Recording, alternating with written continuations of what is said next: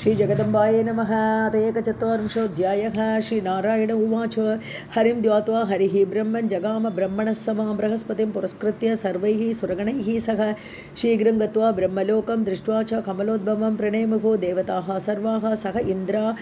गुरुणा सह वृत्तान्तं कथयामास। सुर आचार्यः विधिं प्रति प्रहस्य उवाच। तच्छ्रुत्वा महेन्द्रं कमलासनः ब्रह्मोवाच। वत्स मद्वंशजातो असि प्रपौत्रः मे विचक्षणः बृहस्पतेश्च शिष्यः त्वं सुराणाम् अधिपः स्वयं मातामहश्च दक्षस्ते विष्णुभक्तः प्रतापवान् कुलत्रयं यस्य शुद्धं कथं सः अहङ्कृतः भवेत्। माता पतिव्रता यस्य पिता शुद्धः जितेन्द्रियः मातामहः मातुलश्च कथं सः अहङ्कृतः भवेत्। जनः पैतृकदोषेण दोषान् मातामहस्य च गुरुदोषात् त्रिभिः दोषैः हरिदोषी भवेद्ध्रुवं। सर्व अन्तरात्मा भगवान् सर्वदेहेषु अवस्थितः यस्य देहात् स प्रयाति स शवः तत्क्षणं भवेत्। मनो अहम् इन्द्रिय ईशं च ज्ञानरूपः हि शङ्करः विष्णुप्राणा च प्रकृतिः बुद्धिः भगवती सती। निद्राय शक्तयश्च ताः सर्वाः प्रकृतेः कलाः आत्मनः प्रतिबिम्बश्च जीवः भोगशरीरभृत्। आत्मनि ईशे गते देहात् सर्वे यान्ति स सम्भ्रमाः यथा वर्त्मनि गच्छन्तं नरदेवम् इव अनुगाः। अहं शिवश्च शेषश्च विष्णुः धर्मः महाविराट् यूयं यद् अंशाः भक्ताश्च तत्पुष्पं न्यकृतं त्वया। शिवेन पूजितं पादपद्मं पुष्पेण येन च तत्र दुर्वाससा दत्तं दैवेन न्यकृतं त्वया। तत्पुष्पं मस्तके यस्य कृष्णपादाब्ज प्रच्युतं सर्वेषां च सुराणां च तत्पूजा पुरतः भवेत्। दैवेन वञ्चितः त्वं हि दैवं च बलवत्तरं भाग्यहीनं जनं मूढं कः वा रक्षितुम् ईश्वरः। सा श्रीः गता अधुना कोपात् कृष्णनिर्माल्यवर्जनात्। अधुना गच्छ वैकुण्ठं मया च गुरुणा सह निषेव्य तत्र श्रीनाथं श्रियं प्राप्स्यति मद्वरात्। एवमुक्त्वा च स ब्रह्मा सर्वैः सुरगणैः सह तत्र गत्वा परब्रह्म भगवन्तं सनातनं दृष्ट्वा तेजस्वरूपं तं प्रज्वलन्तं स्वतेजसा ग्रीष्म मध्याह्न मार्ताण्ड शतकोटिसमप्रभं शान्तम् अनादिमध्य अन्तं लक्ष्मीकान्तम् अनन्तकं चतुर्भुजैः पार्षदैश्च सरस्वत्या युतं प्रभुं भक्त्या चतुर्भिः वेदैश्च गङ्गया परिवेष्टितं तं प्रणेमुः सुराः सर्वे मूर्ध्ना ब्रह्मपुरोगमाः भक्तिनम्राः स अश्रुनेत्राः तुष्टुवुः परमेश्वरं वृत्तान्तं कथयामास। स्वयं ब्रह्माकृत अञ्जलिः रुरुदुः देवताः सर्वाः स्व अधिकारात् च्युताश्च ताः। स ददर्श सुरगणं विपद्ग्रस्तं भयाकुलं रत्नभूषणशून्यं च वाहनादि विवर्जितं शोभाशून्यं हतश्रीकं निष्प्रमं स भयं परम् उवाच। कातरं दृष्ट्वा भयभीतिविभञ्जनः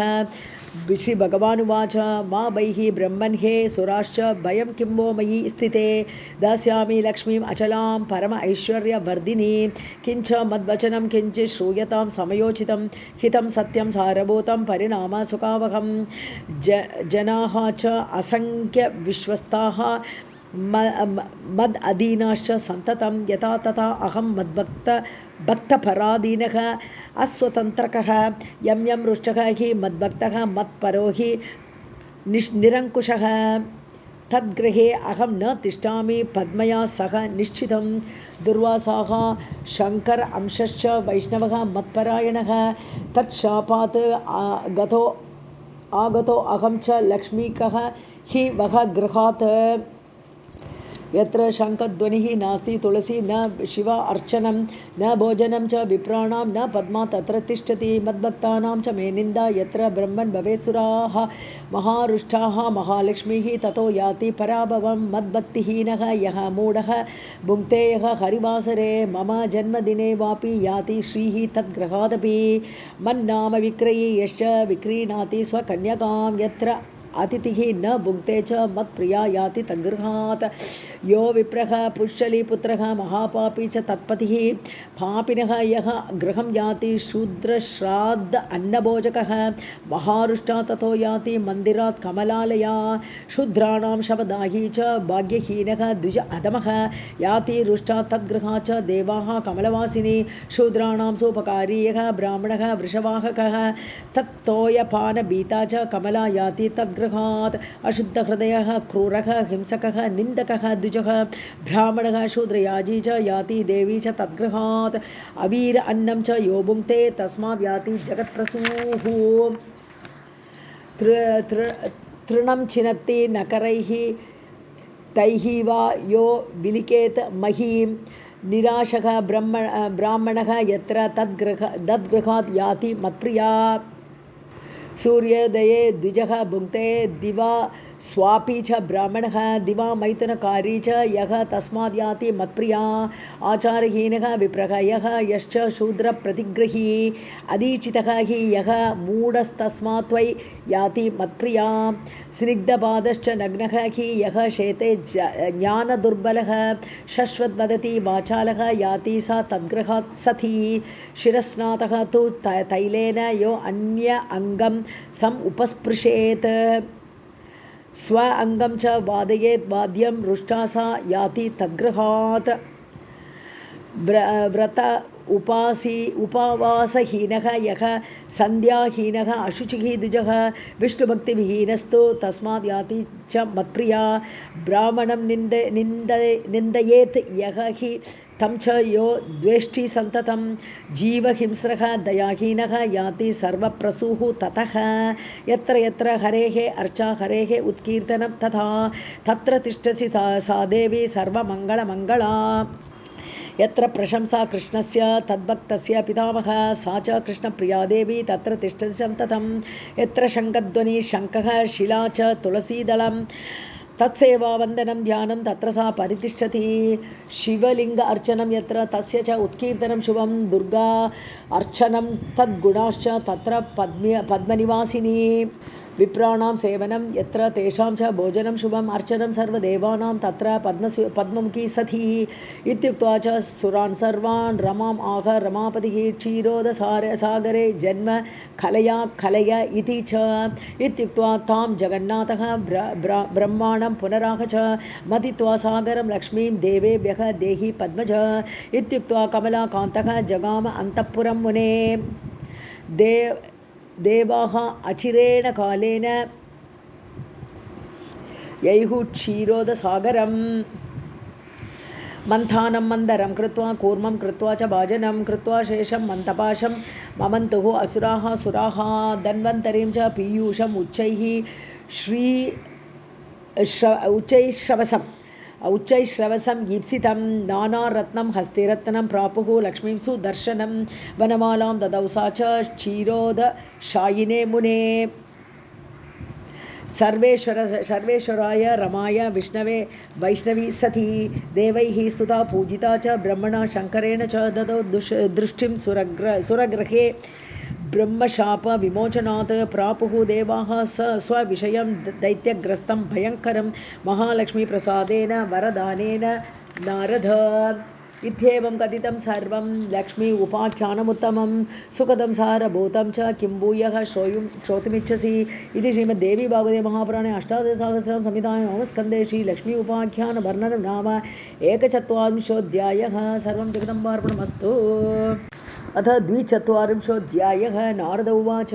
हरेः उत्कीर्तनं भद्रं श्रुतं तत्यानम् उत्तमम् ईप्सितं लक्ष्मी उपाख्यानं ध्यानं स्तोत्रं वद प्रभो। श्रीनारायण उवाच स्नात्वा तीर्थे पुरा शक्रः धृत्वा दौते च वाससि घटं संस्थाप्य क्षीरोदे षड्देवान् पर्यपूजयत् गणेशं च दिनेशं च वह्निं विष्णुं शिवं शिवाम् एतान् भक्त्या सम् अभ्यर्च्य पुष्पगन्धादिभिः तदा आवाह्य च महालक्ष्मीं परम ऐश्वर्यरूपिणी पूजां चकार देवेशः ब्रह्मणा च पुरोदसा पुरस्थितेषु मुनिषु ब्राह्मणेषु गुरौ हरौ देवादिषु सुदेशे च ज्ञानानन्दे शिवे मुने पारिजातस्य पुष्पं च गृहीत्वा चन्दन उच्चितं ध्यात्वा ले देवी महालक्ष्मीं पूजयामास नारद ध्यानं च सामवेदोक्तं यद्दत्तं ब्रह्मणे पुरा हरिणा तेन ध्यानेन तन्निबोध वदामि ते सहस्रदल पद्मस्थ कर्णिका वासिनीं परां शरत्पार्वणकोटीन्दु प्रभा मुष्टिकरां परां स्वतेजसा प्रज्वलन्तीं सुखदृश्यां मनोहरां प्रतप्तकाञ्चन निभ शोभां मूर्तिमतीं सतीं रत्नभूषणभूषाढ्यां शोभितां पीतवाससा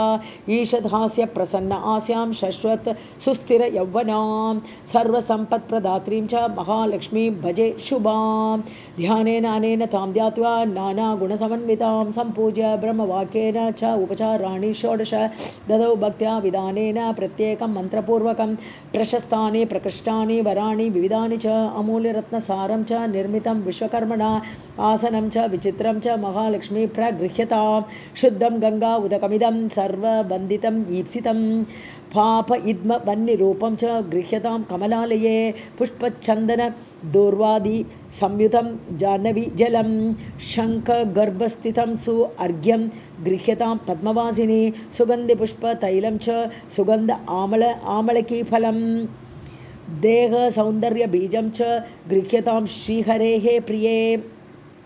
कार्पासजं च कृमिजं वसनं देवी गृह्यतां रत्नस्वर्णविकारं च देहभूषाविवर्धनं शोभायै श्रीकरं रत्नं भूषणं देवी गृह्यतां सर्वसौन्दर्यबीजं च सद्यः शोभाकरं परं वृक्षनिर्यासरूपं च गन्धद्रव्यादिसंयुतं श्रीकृष्णकान्ते धूपं च पवित्रं प्रतिगृह्यतां सुगन्धियुक्तं सुखदं चन्दनं देवी गृह्यताम् जगच्चक्षुस्वरूपं च पवित्रं तिमिरापहं प्रदीपं सुखरूपं च गृह्यतां च सुरेश्वरी नाना उपहाररूपं च नानारससम् अन्वितम् अतिस्वादुकरं चैव नैवेद्यं प्रतिगृह्यताम् अन्नं ब्रह्मस्वरूपं च प्राणरक्षणकारकं तुष्टिदं पुष्टिदं चैव देवी अन्नं प्रतिगृह्यतां शालि अन्नं सुपक्वं च शर्करा गव्य संयुतं स्वादुयुक्तं महालक्ष्मी परम अन्नं प्रगृह्यतां शर्करागव्यपक्वं च सुस्वादु सुमनोहरं स्वस्तिकं नाम नैवेद्यं गृहाण परमेश्वरी नानाविधानि रम्याणि पक्व अन्नानि फलानि च सुरभिस्थनसंयुक्तं सुस्वादु सुमनोहरं मर्त्या अमृतं सुगव्यं च गृह्यताम् अच्युतप्रिये सुस्वादुरससंयुक्तं इक्षु वृक्षसम् उद्भवम् अग्निपक्वम् अतिस्वादु गुडं च प्रतिगृह्यतां यवगोधूमसस्यानां चूर्णरेणुसमुद्भवं सुपक्वं गुडगव्याक्तं मिष्टान्नं देवी गृह्यतां सस्यचूर्ण उद्भवं पक्वं स्वस्तिकादिसमन्वितं मया निवेदितं भक्त्या नैवेद्यं प्रतिगृह्यतां शीतवायुप्रदं चैव दाहे च सुखदं परं कमले गृह्यतां च इदं व्यजनं श्वेतचामरं ताम्बूलं च वरं रम्यं कर्पूरादिसुवासितं जिह्वा जाड्यच्छेदकरं ताम्बूलं प्रतिगृह्यतां सुवासितं सुशीतं च पिपासा नाशकारणं जगज्जीवनरूपं च जीवनं देवी गृह्यताम् देहसौन्दर्यबीजं सदा शोभाविवर्धनं कार्पासजं च कृमिजं वसनं देवी गृह्यतां रक्तस्वर्णविकारं च देहभूषादिवर्धनं शोभा आधारं श्रीकरं च भूषणं देवी गृह्यतां नाना ऋतुषु निर्माणं बहुशोभा आश्रयं परं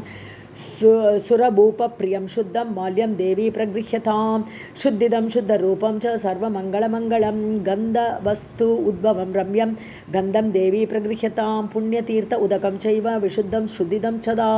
गृह्यतां कृष्णकान्ते त्वं रम्यम् आचमनीयकं रत्नसारादिनिर्माणं पुष्पचन्दनचर्चितं रत्नभूषणभूषाढ्यं सुतल्पं देवी गृह्यतां यद्यद्द्रव्यम् अपूर्वं च पृथिव्याम् अपि दुर्लभं देवभूषार्हभोग्यं च तद्द्रव्यं देवी गृह्यतां द्रव्याणि एतानि दत्त्वा च मूलेन देवपुङ्गवः मूलं जजाप भक्त्या च दशलक्षं विधानतः जपेन दशलक्षेन मन्त्रसिद्धिः बभूवः मन्त्रश्च ब्रह्मणा दत्तः कल्पवृक्षस्य सर्वतः लक्ष्मीः माया कामवाणी ङे अन्ताः कमलवासिनी वैदिकः मन्त्रराजो अयं प्रसिद्धः स्वाहाया अन्वितः कुबेरः अनेन मन्त्रेण परम ऐश्वर्यम् आप्तवान् राजराजेश्वरः दर्शकः सावर्णिः मनुरेव च मङ्गलः अनेन मन्त्रेण द्वीपे अवनीपतिः प्रियव्रत उत्थानपादौ केदारः नृप एव च एते सिद्धाश्च राजेन्द्राः मन्त्रेण अनेन नारद सिद्धमन्त्रे महालक्ष्मीः शक्राय दर्शनं ददौ रत्नेन्द्रसार निर्माण विमानस्था वरप्रदा सप्तद्वीपवतीं पृथ्वीं चादयन्ती त्विषा च सा श्वेतचम्पकवर्णाभा रत्नभूषणभूषिता ईषद्हास्य प्रसन्न आस्या भक्तानुग्रहकातरा बिभ्रतीरत्नमालां च कोटिचन्द्रसमप्रभां दृष्ट्वा जगत्प्रसूशान्तां तुष्टाव एतां पुरन्दरः पुलकाञ्चितसर्वाङ्गः स अश्रुनेत्रः कृत अञ्जलिः ब्रह्मणा च प्रदत्तेन स्तोत्रराजेन संयुतः सर्व अभीष्टप्रदेन एव वैदिकेन एव तत्र च पुरन्दर उवाच नमः कमलवासिन्यै नारायण्यै नमो नमः कृष्णप्रियायै सततं महालक्ष्म्यै नमो नमः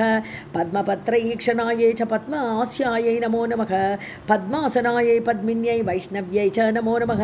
सर्वसम्पत्स्वरूपिण्यै सर्व आराध्यै नमो नमः हरिभक्तप्रदात्रे च हर्षदात्रे नमो नमः कृष्णवक्षस्थितायै च कृष्ण ईशायै नमो नमः चन्द्रशोभास्वरूपायै रत्नपद्मे च शोभने सम्पत्ति अधिष्ठातृदेव्यै महादेव्यै नमो नमः नमो वृद्धिस्वरूपायै वृद्धिदायै नमो नमः वैकुण्ठे या महालक्ष्मीः या लक्ष्मीः क्षीरसागरे स्वर्गलक्ष्मीः इन्द्रग्रहे राजलक्ष्मीः नृपालये गृहलक्ष्मीश्च गृहिणां गेहे च गृहदेवता गृहिणां च गेहे च गृहदेवता स्वरभिः सागरे जाता दक्षिणा यज्ञकामिनी अदितिः देवमाता त्वं कमला कमलालया स्वाहा त्वं च कविर्दाने कव्यदाने स्वदा स्मृता त्वं हि विष्णुस्वरूपा च सर्व आधारा वसुन्धरा शुद्धसत्त्वस्वरूपा त्वं नारायणपरायणा क्रोधहिंसा वर्जिता च ना वरदा शारदा शुभा परमार्थप्रदा त्वं च हरिदास्यप्रदा परा यया विना जगत्सर्वं भस्मीभूतम् असारकं जीवनमृतं च विश्वं च शश्वत् सर्वं यया विना सर्वेषां च परामाता सर्वबान्धवरूपिणी धर्मार्थकाममोक्षाणां त्वं च कारणरूपिणी यथा माता स्तनान्दानां शिशूनां शैशवे सदा तथा त्वं सर्वदा माता सर्वेषां स्वरूपतः मातृहीनः स्तनान्दास्तु स च जीवति दैवतः त्वया हीनः जन कोऽपि न जीवति एव निश्चितं सुप्रसन्नस्वरूपा त्वं मा प्रसन्ना भव अम्बिके वैरिग्रस्तं च विषयं देहि मह्यं सनातनी अहं यावत् त्वया हीनः बन्धुहीनश्च भिक्षुकः सर्वसम्पत्तिहीनश्च तावदेव हरिप्रिये ज्ञानं देहि च धर्मं च सर्वसौभाग्यमीप्सितं प्रभावं च प्रतापं च सर्व अधिकारमेव च जयं पराक्रमं युद्धे परम ऐश्वर्यमेव च इत्युक्त्वा च महेन्द्रश्च सर्वैः सुरगणैः सह प्रणनाम स अश्रुनेत्रः मूर्ध्ना चैव पुनः पुनः ब्रह्मा च शङ्करश्चैव शेषः धर्मश्च केशवः सर्वे चक्रुः परिहारं सुरार्ते च पुनः पुनः देवेभ्यश्च वरं दत्त्वा पुष्पमाला मनोहरां केशवाय ददौ लक्ष्मीः सन्तुष्टा सुरसंसदि ययुः देवाश्च सन्तुष्टाः स्वं संस्थानं च नारद देवी ययौ हरेः स्थानं हृष्टा क्षीरोदशायिनः ययतुः चैव स्वगृहं ब्रह्म ईशानौ च नारद दत्त्वा शुभ आशिषं तौ च देवेभ्यः प्रीतिपूर्वकम् इदं स्तोत्रं महापुण्यं स्त्रीसन्ध्यं यः पठेत् नरः कुबेरतुल्यः स भवेत् राजराजेश्वरः महान् पञ्चलक्षजपेन एव स्तोत्रसिद्धिः भवेत् नृणां सिद्धिस्तोत्रं यदि पठेत् मासम् एकं तु सन्ततं महासुखी च राजेन्द्रः भविष्यति न संशयः इति श्रीमद्देवी भागवते महापुराणे अष्टादशसहस्रां संहितायां नवमस्कन्धे महालक्ष्म्याः ध्यानस्तोत्रवर्णनं नाम 24 सर्वं जगदम्बार्पणमस्तु। अथ 43 नारद उवाच नारायण महाभाग नारायण महाप्रभो रूपेण एव गुणेन एव यशसा तेजसा त्विषा त्वमेव ज्ञानिनां श्रेष्ठः सिद्धानां योगिनां मुने तपस्विनां मुनीनां च परः वेदविदाम्बर महालक्ष्म्याः उपाख्यानं विज्ञातं महदद्भुतम् अन्यत् किञ्चित् उपाख्यानं निगूढं वद साम्प्रतम् अतीव गोपनीयं यदपि उक्तं च सर्वतः अप्रकाश्यं पुराणेषु वेदोक्तं धर्मसंयुतं श्रीनारायण उवाच नानाप्रकारम् आख्यानम् अप्रकाश्यं पुराणतः श्रुतं कतिविधं गूढम् आस्ते ब्रह्मणसु दुर्लभं तेषु यत्सारभूतं च श्रोतुं किं वा त्वम् इच्छसि तन्मे ब्रूहि महाभाग पश्चात् वक्ष्यामि तत्पुनः। नारद उवाच स्वाहा देवी हविः दाने प्रशस्ता सर्वकर्मसु पितृदाने स्वदाशस्ता दक्षिणा सर्वतो वरा एतासां चरितं जन्मफलं प्राधान्यमेव च श्रोतुमिच्छामि त्वद्वक्त्रात् वद वेदविदां वर। सूत उवाच नारदस्य वचः श्रुत्वा प्रहस्य मुनिसत्तमः कथां कथितुमारेभे पुराण उक्तां पुरातनीं। श्रीनारायण उवाच सृष्टेः प्रथमतः देवाः स्व आहारार्थं ययुः पुरा ब्रह्मलोकं ब्रह्मसभाम् आजग्मुः सुमनोहरां गत्वा निवेदनं चक्रुः आहारहेतुकं मुने ब्रह्मा श्रुत्वा प्रतिज्ञाय निषेवे श्रीहरिं परं। नारद उवाच यज्ञरूपो हि भगवान् कलया च बभूवः यज्ञे यद्यत् हविर्दानं दत्तं तेभ्यश्च ब्राह्मणैः। श्रीनारायण उवाच हविः ददति विप्राश्च भक्त्या च क्षत्रियादयः सुराः नैव प्राप्नुवन्ति तद्दानं मुनिपुङ्गव। देवाः विषण्णाः ते सर्वे तत्सभां च ययुः पुनः गत्वा निवेदनं चक्रुः आहार अभावहेतुकं। ब्रह्मा श्रुत्वा तु ध्यानेन श्रीकृष्णं शरणं ययौ पूजाञ्चकार प्रकृतेः ध्यानेन एव तद् आज्ञया।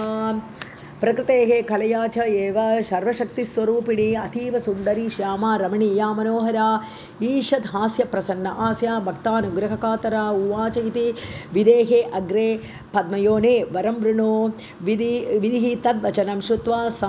सम्भ्रमात् सम् उवाच तां। प्रजापतिरुवाच त्वम् अग्नेः दाहिका शक्तिः भव याति इव सुन्दरी दग्धुं न शक्तः प्रकृतिः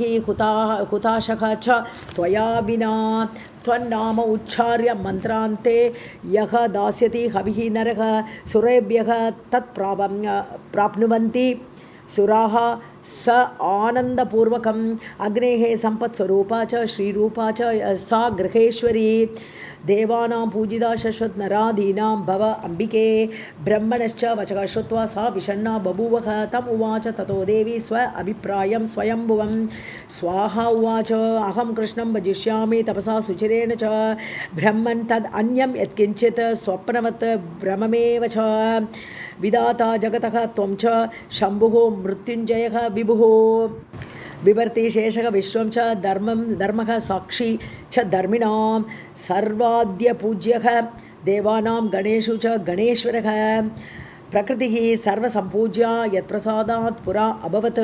ऋषयः मुनयश्चैव पूजिताः यन्निषेवया तत्पादपद्मं नियतं भावेन चिन्तयामि अहं। पद्मास्या पद्माम् इति उक्त्वा पद्मनाभ अनुसारतः पद्म आस्या पाद्मम् इत्युक्त्वा पद्मनाभ अनुसारतः जगाम तपसे देवी ध्यात्वा कृष्णं निरामयं तपस्तेपे वर्षलक्षम् एकपादेन पद्मजा। तदा ददर्श श्रीकृष्णं निर्गुणं प्रकृतेः परम् अतीव कमनीयं च रूपं दृष्ट्वा च रूपिणी मूर्छां सम्प्राप कालेन कामेशस्य च कामुकी विज्ञाय तदभिप्रायं सर्वज्ञः तामुवाचः सम् उत्थाप्य च तां क्रोडे क्षीण अंगी तपसाचिरम्। श्री भगवान् उवाच वाराहे वै त्वम् अंशेन मम पत्नी भविष्यसि नाम्ना नाग्नजिति कन्या कान्ते नग्नजितस्य च अधुना अग्नेः दाहिका त्वं भव पत्नी च भामिनी मंत्र अंगरूपा पूज्या च मत्प्रसादात् भविष्यसि वह्निः त्वां भक्तिभावेन सम्पूज्य च गृहेश्वरी रमिष्यति त्वया सार्धं रामया रमणीयया इत्युक्त्वा अन्तर्ददे देवः देवीं सम्भाष्य नारद। तत्र आजगाम सन्त्रस्तः वह्निः ब्रह्मनिदेशतः सामवेदोक्तध्यानेन ध्यात्वा तां जगदम्बिकां सम्पूज्य परितुष्टाव पाणिं जग्राहमन्त्रतः तथा दिव्यं वर्षशतं स रेमे रामया सह अतीव निर्जने देशे सम्भोग सुखदे सदा बभूव गर्भः तस्यां च हुताशस्य च तेजसा मनसा तं ददार च सा देवी दिव्यं 12 वत्सरं ततः सुषाव पुत्रांश्च रमणीयान् मनोहरान् दक्षिणाग्निः गार्हपत्य आवहनीयान् क्रमेण च ऋषयः मुनयश्चैव ब्राह्मणाः क्षत्रियादयः स्वाहा अन्तं मन्त्रम् उच्चार्य हविर्दानं च चक्रिरे स्वाहायुक्तं च मन्त्रं च यः गृह्णाति प्रशस्तकं सर्वसिद्धिः भवेत् तस्य मन्त्रग्रहणमात्रतः विषहीनः यथा सर्पः वेदहीनः यथा द्विजः पतिसेवाविहीना स्त्री विद्याहीनः यथा पुमान् फलशाखाविहीनश्च यथा वृक्षः हि निन्दितः स्वाहाहीनः तथा मन्त्रः न हुतः फलदायकः परितुष्टा द्विजाः सर्वे देवाः सम्प्रापुः आहुतिः स्वाहा अन्तेन एव मन्त्रेण स फलं सर्वमेव च इत्येवं कथितं सर्वं स्वाहा उपाख्यानमुत्तमं सुखदं मोक्षदं सारं किं भूयः श्रोतुमिच्छसि नारद उवाच स्वाहा पूजा विधानं च ध्यानं स्तोत्रं मुनीश्वर सम्पूज्य वह्निः तुष्टाव येन तद्वद मे प्रभो श्रीनारायण उवाच ध्यानं च सामवेदोक्तं स्तोत्रपूजाविधानकं वदामि श्रूयतां ब्रह्मन् सावधानः मुनीश्वर सर्वयज्ञ आरम्भकाले शालग्रामे घटे अथवा स्वाहां सम्पूज्य यत्नेन यज्ञं कुर्यात्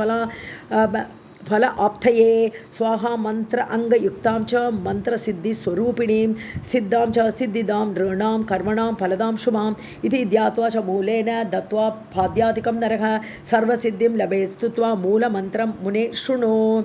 ओं ह्रीं श्रीं वह्निजायायै देव्यै स्वाहा इति अनेन च यः पूजयेत् च तां भक्त्या सर्व इष्टं सम्भवेत् ध्रुवम् वह्निरुवाच स्वाहा वह्निप्रिया वह्निजाया संतोषकारिणी शक्तिः क्रिया कालदात्री परिपाककरी ध्रुवा गतिः सदा नराणां च दाहिका दहनक्षमा संसारसाररूपा च घोरसंसारधारिणी देवजीवनरूपा च देवपोषणकारिणी षोडश एतानि नामानि यप्पठेत् भक्तिसंयुतः सर्वसिद्धिः भवेत् तस्य इह लोके परत्र च न अङ्गहीनं भवेत् तस्य सर्वं कर्म सुशोभनम् अपुत्रः लभते पुत्रं भार्याहीनः लभेत् प्रियां रम्बा उपमां स्वकान्तं च सम्प्राप्य सुखम् आप्नुयात् इति श्रीमद्देवी भागवते महापुराणे अष्टादश संहितायां नवमस्कन्धे नारायण नारद संवादे स्वाहा उपाख्यान वर्णनं नाम 43 सर्वं जगदम्बार्पणमस्तु। अथ 44 श्रीनारायण उवाच शृणु नारद वक्ष्यामि स्वदा उपाख्यानमुत्तमं पितॄणां च तृप्तिकरं श्राद्ध अन्नफलवर्धनं सृष्टेः आदौ पितृगणान् ससर्ज जगतां विधिः चतुरश्च मूर्तिमतः त्रींश्च तेजस्वरूपिणः दृष्ट्वा सप्त पितृगणान् सुखरूपान् मनोहरान् आहारं ससृजे तेषां श्राद्धं तर्पणपूर्वकं स्नानं तर्पणपर्यन्तं श्राद्धं तु देवपूजनम् आह्निकं च त्रिसन्ध्यान्तं विप्राणां च श्रुतं नित्यं च कुर्याद्यः विप्रः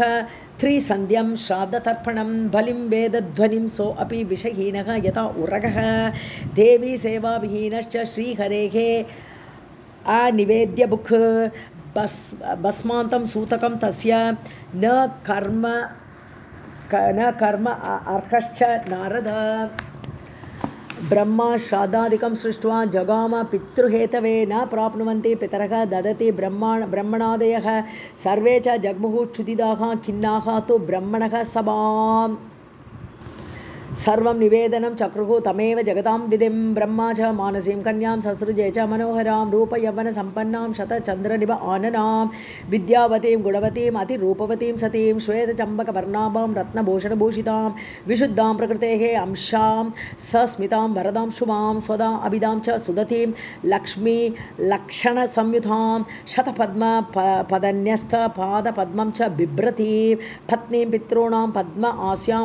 पद्मजां पद्मलोचनां पितृभ्यश्च ददौ ब्रह्मा तुष्टेभ्यः तुष्टिरूपिणीं ब्राह्मणानां च उपदेशं चकार गोपनीयकं स्वदा अन्तं मन्त्रमुच्चार्य पितृभ्यः देयम् इति अपि क्रमेण तेन विप्राश्च पित्रे दानं ददुः पुरा स्वाहा शस्ता देवदाने पितृदाने स्वदा स्मृता सर्वत्र दक्षिणा शस्ता हतं यज्ञम् अदक्षिणं पितरः देवताः विप्राः मुनयः मनवः तथा पूजां चक्रुः स्वदां शान्तं तुष्टुभुः परम आदरात् देवादयश्च सन्तुष्टाः परिपूर्णमनोरथाः विप्रादयश्च पितरः स्वदा देवीवरेण च इति एवं कथितं सर्वं स्वदा उपाख्यानमेव च सर्वेषां च तुष्टिकरं किं भूयः श्रोतुमिच्छसि नारद उवाच स्वदा पूजा विधानं च ध्यानं स्तोत्रं महामुने श्रोतुमिच्छामि यत्नेन वद वेदविदाम्बर श्रीनारायण उवाच ध्यानं च स्तवनं ब्रह्मन् वेदोक्तं सर्वमङ्गलं सर्वं जानासि च कथं ज्ञातुमिच्छसि वृद्धये कृष्णत्रयोदश्यां मगायां श्राद्धवासरे स्वदां सम्पूज्य यत्नेन ततः श्राद्धं समाचरे स्वदां न अभ्यर्च्य यः विप्रः श्राद्धं कुर्यात् अहम्मतिः न भवेत्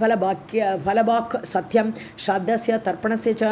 ब्रह्मणः मानसीं कन्यां शश्वत् सुस्थिरयौवनां पूज्यां वै पितृदेवानां श्राद्धानां फलदा भजे इति ध्यात्वा शिलायां वा हि अथवा मङ्गले घटे दद्यात् पाद्यादिकं तस्यै मूलेन इति श्रुतौ श्रुतम् ॐ ह्रीं श्रीं क्लीं स्वादा देव्यै स्वाहा इति च महामुने सम् उच्चार्य तु सम्पूज्य स्तुत्वा तां प्रणमे द्विजः स्तोत्रं शृणु मुनिश्रेष्ठ ब्रह्मपुत्र विशारद सर्ववाञ्छाप्रदं नॄणां ब्रह्मणा यत्कृतं पुरा श्रीनारायण उवाच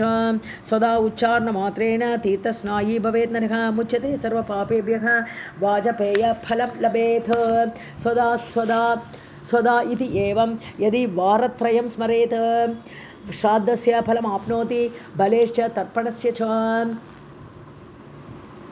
श्राद्धकाले स्वदास्तोत्रं यः शृणोति समाहितः स लभेत् श्राद्धसम्भूतं फलमेव च न संशयः स्वदा इत्येवं त्रिसन्ध्यं यः पठेत् नरः प्रियां विनीतां च लभेत् साध्वीं पुत्रगुण अन्वितां पितॄणां प्राणतुल्यात्वं द्विज जीवनरूपिणी श्राद्ध अधिष्ठातृदेवी च श्राद्धादीनां फलप्रदा नित्या त्वं सत्यरूपासि पुण्यरूपासि सुव्रते आविर्भावतिरोभावौ सृष्टौ च प्रलये तव ॐ स्वस्तिश्च नमः स्वाहा स्वदा त्वं दक्षिणा तथा निरूपिताः चतुर्वेदैः प्रशस्ताः कर्मिणां पुनः कर्मपूर्त्यर्थमेव एताः ईश्वरेण विनिर्मिताः इत्येवम् उक्त्वा स ब्रह्मलोके स्वसंसदि तस्थौ च सहसा सद्यः स्वदा च स आविर्बभूवः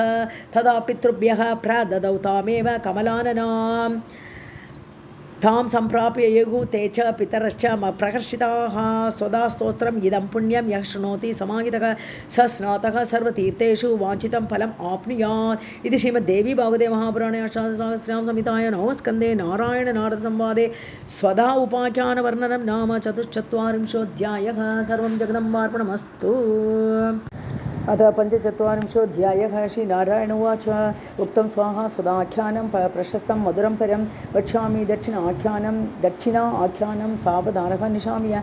गोपी सुशील गोलोके पुरा आसीत् प्रेयसी हरेः राधा प्रधाना सदृची धन्या मान्या मनोहरा अतीव सुन्दरी रामा सुभगा सुदती सती विद्यावती गुणवती च अतिरूपवती सती कलावती कोमलांगी कांता कमललोचना सुश्रोणी सुस्थनी श्यामा न्यग्रोध परिमंडिता ईषद्हास्य प्रसन्न आस्या रत्नालंकारभूषिता श्वेतचंबकवर्णाभा बिंबोष्ठी मृगलोचना कामशास्त्रेषु निपुणा कामिनी हंसगामिनी भाव अनुरक्ता भावज्ञा कृष्णस्य प्रियभामिनी रसज्ञा रसिका रासे रासेशस्य रसोत्सुका उवास आदक्षिणे क्रोडे राधायाः पुरतः पुरा संबभूव आनम्रमुखः भयेन मधुसूदनः दृष्ट्वा राधां च पुरतः गोपीनां प्रवरोत्तमां कामिनीं रक्तवदनां रक्तपङ्कजलोचनां कोपेन कम्पित अङ्गीं च कोपेन स्फुरित अधरां वेगेन तां तु गच्छन्तीं विज्ञाय तद् अनन्तरं विरोधभीतः भगवान् अन्तर्धानं चकारसः फलायन्तं च कान्तं च शान्तं सत्त्वं सुविग्रहं विलोक्य काम्पिता गोप्यः सुशीला अद्याः ततोऽभ्या विलोक्य लम्पटं तत्र गोपीनां लक्षकोट्यः पुट अञ्जलियुताः भीताः भक्तिनम्रात्मकन्दराः रक्ष रक्ष इति उक्तवत्यः देवीमिति पुनः पुनः ययुः भयेन शरणं यस्याः चरणपङ्कजे 3 लक्षकोट्यः गोपाः सुदामा आदेह एव च ययुः भयेन शरणं तत्पादाब्जे च नारद फलायन्तं च कान्तं च विज्ञाय परमेश्वरी फलायन्तीं सहचरीं सुशीलां च शशापसा अद्यत्प्रभृति गोलोकं साच्छेदायाति गोपिका सद्यः गमनमात्रेण भस्मसात् भविष्यति इत्येवमुक्त्वा तत्रैव देवेश्वरी रुषा रासेश्वरी रासमध्ये राशेशम् आजुगावः न आलोक्य पुरतः कृष्णं राधा विरह कातरा युगकोटिसमं मेने क्षणभेदेन सुव्रता। हे कृष्ण प्राणनाथ ईश आगच्छ प्राण अधिकप्रिय प्राण अधिष्ठान देवेश प्राण यान्ति त्वया विना प्राणाः यान्ति त्वया विना। स्त्रीगर्वः पति सौभाग्यात् वर्धते च दिने दिने सुखं च विपुलं यस्मात् तं सेवेत् धर्मतः सदा। पतिः बन्धुः कुलस्त्रीणाम् अधिदेवः सदा गतिः परसम्पत्स्वरूपश्च मूर्तिमान् भोगदः सदा धर्मदः सुखदः शश्वत्प्रीतिदः शान्तिदः सदा। सम्माने हि दीप्यमानश्च मानदः मानकण्डनः सारात् सारतरः स्वामी बन्धूनां बन्धुवर्धनः न च भर्तुः समः बन्धुः बन्धोः बन्धुषु दृश्यते। भरणादेव भर्ता च पालनात् पतिः उच्यते शरीर ईशत् च स्वामी कामदः कान्त उच्यते। बन्धुश्च सुखवृद्ध्या च प्रीतिदानात् प्रियस्मृतः ऐश्वर्यदानात् ईशश्च प्राणेशात् प्राणनायकः रतिदानात् च स रमणः प्रियः नास्ति प्रियात् परः। पुत्रस्तु स्वामिनः शुक्रात् जायते तेन स प्रियः शतपुत्रात् परः स्वामी कुलजानां प्रियः सदा। असत्कुलप्रसूताया कान्तं विज्ञातुमक्षमा स्नानं च सर्वतीर्थेषु सर्वयज्ञेषु दक्षिणा प्रादक्षिण्यं पृथिव्याश्च सर्वाणि च तपांसि च सर्वाणि एव व्रतादीनि महादानानि यानि च उपोष्णानि पुण्यानि यानि यानि श्रुतानि च। गुरुसेवा विप्रसेवा देवसेवादिकं च यत् स्वामिनः पादसेवायाः कलां न अर्हन्ति षोडशी। गुरु विप्र इन्द्रदेवेषु सर्वेभ्यश्च पतिः गुरुः विद्यादाता यथा पुंसां कुलजानां तथा प्रियः। गोपीनां लक्षकोटीनां गोपानां च तथैव च ब्रह्माण्डानां संख्यानां तत्रस्थानां तथैव च। विश्व आदिगोलोक अन्थानाम् ईश्वरी यत्प्रसादतः अहं न जाने तं कान्तं श्रीस्वभावः दुरत्ययः इति उक्त्वा राधिका कृष्णं तत्र दद्यौ स्वभक्तितः रुरोध प्रेम्णा साराधा नाथ नाथ इति च अब्रवीत्। दर्शनं देहि रमण दीन विरहदुःखिता अथ सा दक्षिणा देवी ध्वस्ता गोलोकतः मुने सुचिरं च तपस्तप्त्वा विवेश कमलाथनौ। अथ देवादयः सर्वे यज्ञं कृत्वा सुदुष्करं न अलभन् ते फलं तेषां विषण्णाः प्रययुः विधिः निवेदनं श्रुत्वा देवादीनां जगत्पतिं दद्यौ च सुचिरं भक्त्या प्रत्यादेशम् अवापसः। नारायणश्च भगवान् महालक्ष्म्याश्च देहतः विनिष्कृत्य मर्त्यलक्ष्मीं ब्रह्मणे दक्षिणां ददौ। ब्रह्मा ददौ तां यज्ञाय पूरणार्थं च कर्मणां यज्ञः सम्पूज्य विधिवत् तां तुष्टाव तदा मुदा तप्तकाञ्चनवर्णाभां चन्द्रकोटिसमप्रमाम् अतीव कमनीयां च सुन्दरीं सुमनोहरां कमल आस्यां कोमलाङ्गीं कमल आयतलोचनां कमलासनपूज्यां च कमला अङ्गसमुद्भवां वह्निशुद्धाम् अंशुक आधानां बिम्बोषीं सुदतीं सतीं बिभ्रतीं खबरीभारं मालती माल्यसंयुतम् ईषद्हास्य प्रसन्न आस्यां रत्नभूषणभूषितां सुवेशाढ्यां च सुस्नातां मुनिमानसमोहिनीं कस्तूरी बिन्दुभिः सार्धं सुगन्धि चन्दन इन्दुभिः सिन्दूर बिन्दुना अल्पेन अपि अलख अधस्थल उज्ज्वलां सुप्रशस्त नितम्बाढ्यां बृहश्रोणी पयोदरां कामदेव आधार रूपां कामबाण प्रपीडितां तां दृष्ट्वा रमणीयां च यज्ञः मूर्छामवापः। पत्नीं तामेव जग्राह विधिबोधितपूर्वकं दिव्यं वर्षशतं चैव तां गृहीत्वा तु निर्जने यज्ञः रेमे मुदा युक्तः रामेशः रमया सह गर्भं ददार सा देवी दिव्यं द्वादशवर्षकं ततः शुशाव पुत्रं च फलं वै सर्वकर्मणां परिपूर्णे कर्मणि च तत्पुत्र फलदायकः यज्ञः दक्षिणाया सार्धं पुत्रेण च फलेन च कर्मिणां फलदाता च इत्येवं वेदविदः विदुः। यज्ञश्च दक्षिणां प्राप्य पुत्रं च फलदायकं फलं ददौ च सर्वेभ्यः कर्मणां चैव नारद तदा देवादयः तुष्टाः परिपूर्णमनोरथाः स्वस्थाने ते ययुः सर्वे धर्मवक्त्रात् इदं श्रुतं कृत्वा कर्म च कर्ता च तूर्णं दद्याच्च दक्षिणां तत्क्षणं फलमाप्नोति वेदैः उक्तमिदं मुने कर्मी कर्मणि पूर्णे च तत्क्षणे यदि दक्षिणां न दद्यात् ब्राह्मणेभ्यश्च दैवेन अज्ञानतः अथवा मुहूर्ते सम अतीते तु द्विगुणा सा भवेत् ध्रुवम् एकरात्रे व्यतीते तु भवेत् शतगुणा च सा त्रिरात्रे तत्शतगुणा सप्ताहे द्विगुणा ततः मासे लक्षगुणा प्रोक्ता ब्राह्मणानां च वर्धते संवत्सरे व्यतीते तु सा त्रिकोटिगुणा भवेत् कर्म तत् यजमानानां सर्वं वै निष्फलं भवेत् स च ब्रह्मस्वहारी च न कर्म अर्हः अशुचिः नरः दरिद्रः व्याधियुक्तश्च तेन पापेन पातकी तद्गृहात् याति लक्ष्मीश्च शापं दत्त्वा सुदारुणं पितरः नैव गृह्णन्ति तद्दत्तं श्राद्धतर्पणम् एवं सुराश्च तत्पूजां तद्दत्ताम् अग्निः आहुतिं दत्तं न दीयते दानं गृहीता नैव याचते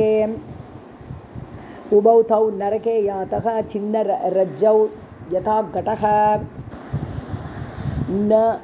अर्पयेत् यजमानश्चेत् याचितश्चापि दक्षिणां भवेत् ब्रह्मस्व अपहारी कुम्भीपाकं व्रजे ध्रुवं वर्षलक्षं वसेत् तत्र यमदूतेन ताडितः ततो भवेत् चाण्डालः व्याधियुक्तः दरिद्रकः पातयेत्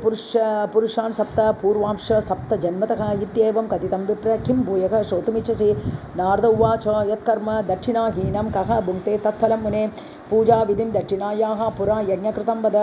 श्रीनारायण उवाच कर्मणः अदक्षिणस्य एव कुत एव फलं मुने स दक्षिणे कर्मणि च फलमेव प्रवर्तते अदक्षिणं च यत्कर्म तद्भुङ्क्ते च बलिः मुने बलये तत्प्रदत्तं च वामनेन पुरा मुने अश्रोत्रियः श्राद्धद्रव्यम् अश्रद्धा दानमेव च वृषलीपति विप्राणां पूजा द्रव्यादिकं च यत् असद्विजैः कृतं यज्ञम् आशुचेः पूजनं च यत् गुरौ अभक्तस्य कर्म बलिः भुङ्क्ते न संशयः दक्षिणायाश्च यद्ध्यानं स्तोत्रं पूजाविधिक्रमं तत्सर्वं खण्डशाकोक्तं प्रवक्ष्यामि निशामय पुरा सम्प्राप्य तां यज्ञः कर्म दक्षां च दक्षिणा मुमोह अस्याः स्वरूपेण तुष्टाव कामकातरः यज्ञ उवाच पुरा गोलोक गोपीत्वं गोपीनां प्रवरावरा राधा समा तत्सखी च कृष्ण प्रेयसी प्रिया कार्तिकी पूर्णिमायां तु रासे राधा महोत्सवे आविर्भूता दक्षिण अंशात् लक्ष्म्याश्च तेन दक्षिणा पुरा त्वं च सुशीला आख्याख्याता शीलेन शोभने लक्ष्मी दक्ष अंशभागात् त्वं राधा शापात् च दक्षिणा गोलोकात् त्वं परिभ्रष्टा मम भाग्यात् उपस्थिता कृपा कुरु महाभागे मामेव स्वामिनं कुरु कर्मिणां कर्मणां देवी त्वमेव फलदा सदा त्वया विना च सर्वेषां सर्वं कर्म च निष्फलं त्वया विना तथा कर्म कर्मिणां च न शोभते ब्रह्म विष्णु महेशाश्च दिक्पाल आदय एव च कर्मणश्च फलं दातुं न शक्ताश्च त्वया विना कर्मरूपी स्वयं ब्रह्म फलरूपी महेश्वरः यज्ञरूपी विष्णुः अहं त्वं येषां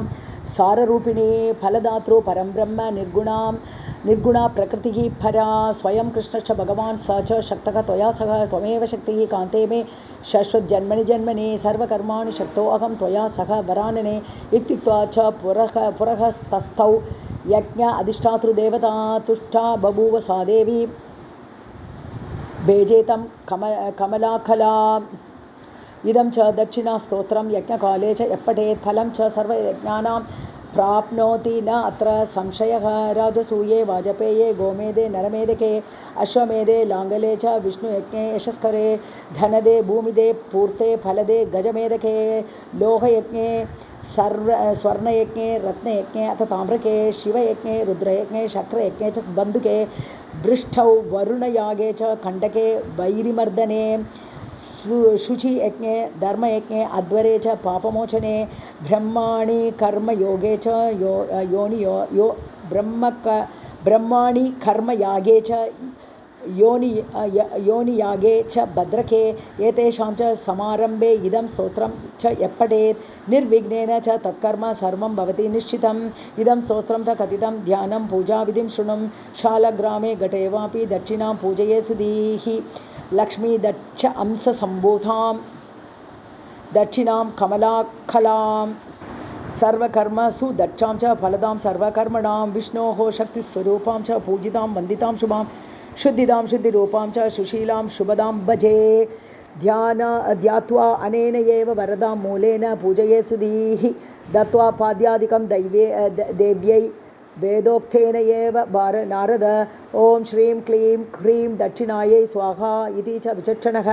पूजयेत् विधिवत् भक्त्या दक्षिणां सर्वपूजिताम् इत्येवं कथितं ब्रह्मन् दक्षिण आख्यानमेव च सुखदं प्रीतिदं चैव फलदं सर्वकर्मणाम् इदं च दक्षिण आख्यानं यः शृणोति समाहितः अङ्गहीनं च तत्कर्म न भवेत् भारते भुवि अपुत्रः लभते पुत्रं निश्चितं च गुणान्वितं भार्याहीनः लभेत् भार्यां सुशीलां सुन्दरीं परां वरारोहां पुत्रवतीं विनीतां प्रियवादिनीं पतिव्रतां च शुद्धां च कुलजां च वधूं वरां विद्याहीनः लभेत् विद्यां धनहीनः लभेत् धनं भूमिहीनः लभेत् भूमिं प्रजाहीनः लभेत् प्रजां संकटे बन्धुविच्छेदे विपत्तौ बन्धने तथा मासमेकम् इदं श्रुत्वा मुच्यते न अत्र संशयः इति श्रीमद्देवी भागवते महापुराणे अष्टादशसहस्रां संहितायां नामस्कन्धे नारदसंवादे दक्षिणा उपाख्यानवर्णनं नाम पञ्चचत्वारिंशोऽध्यायः। सर्वं जगदम्बार्पणमस्तु। अथ षट्चत्वारिंशोऽध्यायः। नारद उवाच अनेकानां च देवीनां श्रुतम् आख्यानम् उत्तमम् अन्यासां चरितं ब्रह्मन् वद वेदविदाम्बर। श्रीनारायण उवाच सर्वासां चरितं विप्र वेदेषु च पृथक् पृथक् पूर्वोक्तानां च देवीनां कासां श्रोतुम् इह इच्छसि। नारद उवाच षष्ठीमङ्गलचण्डी च मनसा प्रकृतेः कला उत्पत्ति आसां चरितं श्रोतुमिच्छामि तत्त्वतः। श्रीनारायण उवाच षष्ठ अंशा प्रकृतेः या सा च षष्ठी प्रकीर्तिता बालकानाम् अधिष्ठात्री विष्णुमाया च बालदा मातृकासु च विख्याता देवसेना अभिधा च या प्राण अधिकप्रिया साध्वी स्कन्दभार्या च सुव्रता आयुप्रदा च बालानां दात्री रक्षणकारिणी सततं शिशुपार्श्वस्था योगेन सिद्धियोगिनी तस्याः पूजा विधिं ब्रह्मन् इतिहासम् इदं शृणु। यत्श्रुतं धर्मवक्त्रेण सुखदं पुत्रदं वरं राजा प्रियव्रतश्च आसीत् स्वायम्भुव मनोः सुतः योगीन्द्रः न उद्वहद् भार्यां तपस्यासु रतः सथा ब्रह्म आज्ञया च यत्नेन कृतदारः बभूवः सुचिरं कृतदारश्च न लेभे तनयं मुने पुत्रेष्टि तं चापि कारयामास कश्यपः मालिन्यै तस्य कान्तायै मुनिः यज्ञचरुं ददौ भुक्त्वा च तं चरुं तस्याः सद्यः गर्भः बभूवः ददार तं च सा देवी देवं 12 वत्सरं ततः शुशाव सा ब्रह्मन् कुमारं कनकप्रभं सर्व अवयवसम्पन्नं मृतम् उत्थारलोचनं तं दृष्ट्वा रुरुदुः सर्वाः नार्यश्च बान्धवस्त्रियः मूर्छामवाप तन्माता पुत्रशोकेन भूयसा श्मशानं च ययौ राजा गृहीत्वा बालकं मुनेरुरोध तत्र कान्तारे पुत्रं कृत्वा सा वक्षसि न उत्सृजत् बालकं राजा प्राणान् त्यक्तुं समुद्यतः ज्ञानयोगं विसस्मार पुत्रशोकात् सुदारुणात् एतस्मिन् अन्तरे तत्र विमानं च ददर्श सः शुद्धस्फटिकसङ्काशं मणिराज विनिर्मितं तेजसा ज्वलितं शश्वत् शोभितं सौमवाससा नानाचित्रविचित्राढ्यं पुष्पमाला विराजितं ददर्श तत्र देवीं च कमनीयां मनोहरां श्वेतचम्बकवर्णाभां शस्वसुस्थिरयौवनां ईषद्हास्य प्रसन्न आस्यां रत्नभूषणभूषितां कृपामयीं योगसिद्धां भक्तानुग्रहकात्रां दृष्ट्वा तां पुरतः राजा तुष्टाव परम आदरा चकार पूजनं तस्याः विहाय बालकं भुवि पप्रच राजा तां तुष्टां ग्रीष्म सूर्यसमप्रभां तेजसा ज्वलितां शान्तां कान्तां स्कन्दस्य नारद राजोवाच कात्वं सुशोभने कान्ते कस्य कान्ता असि सुव्रते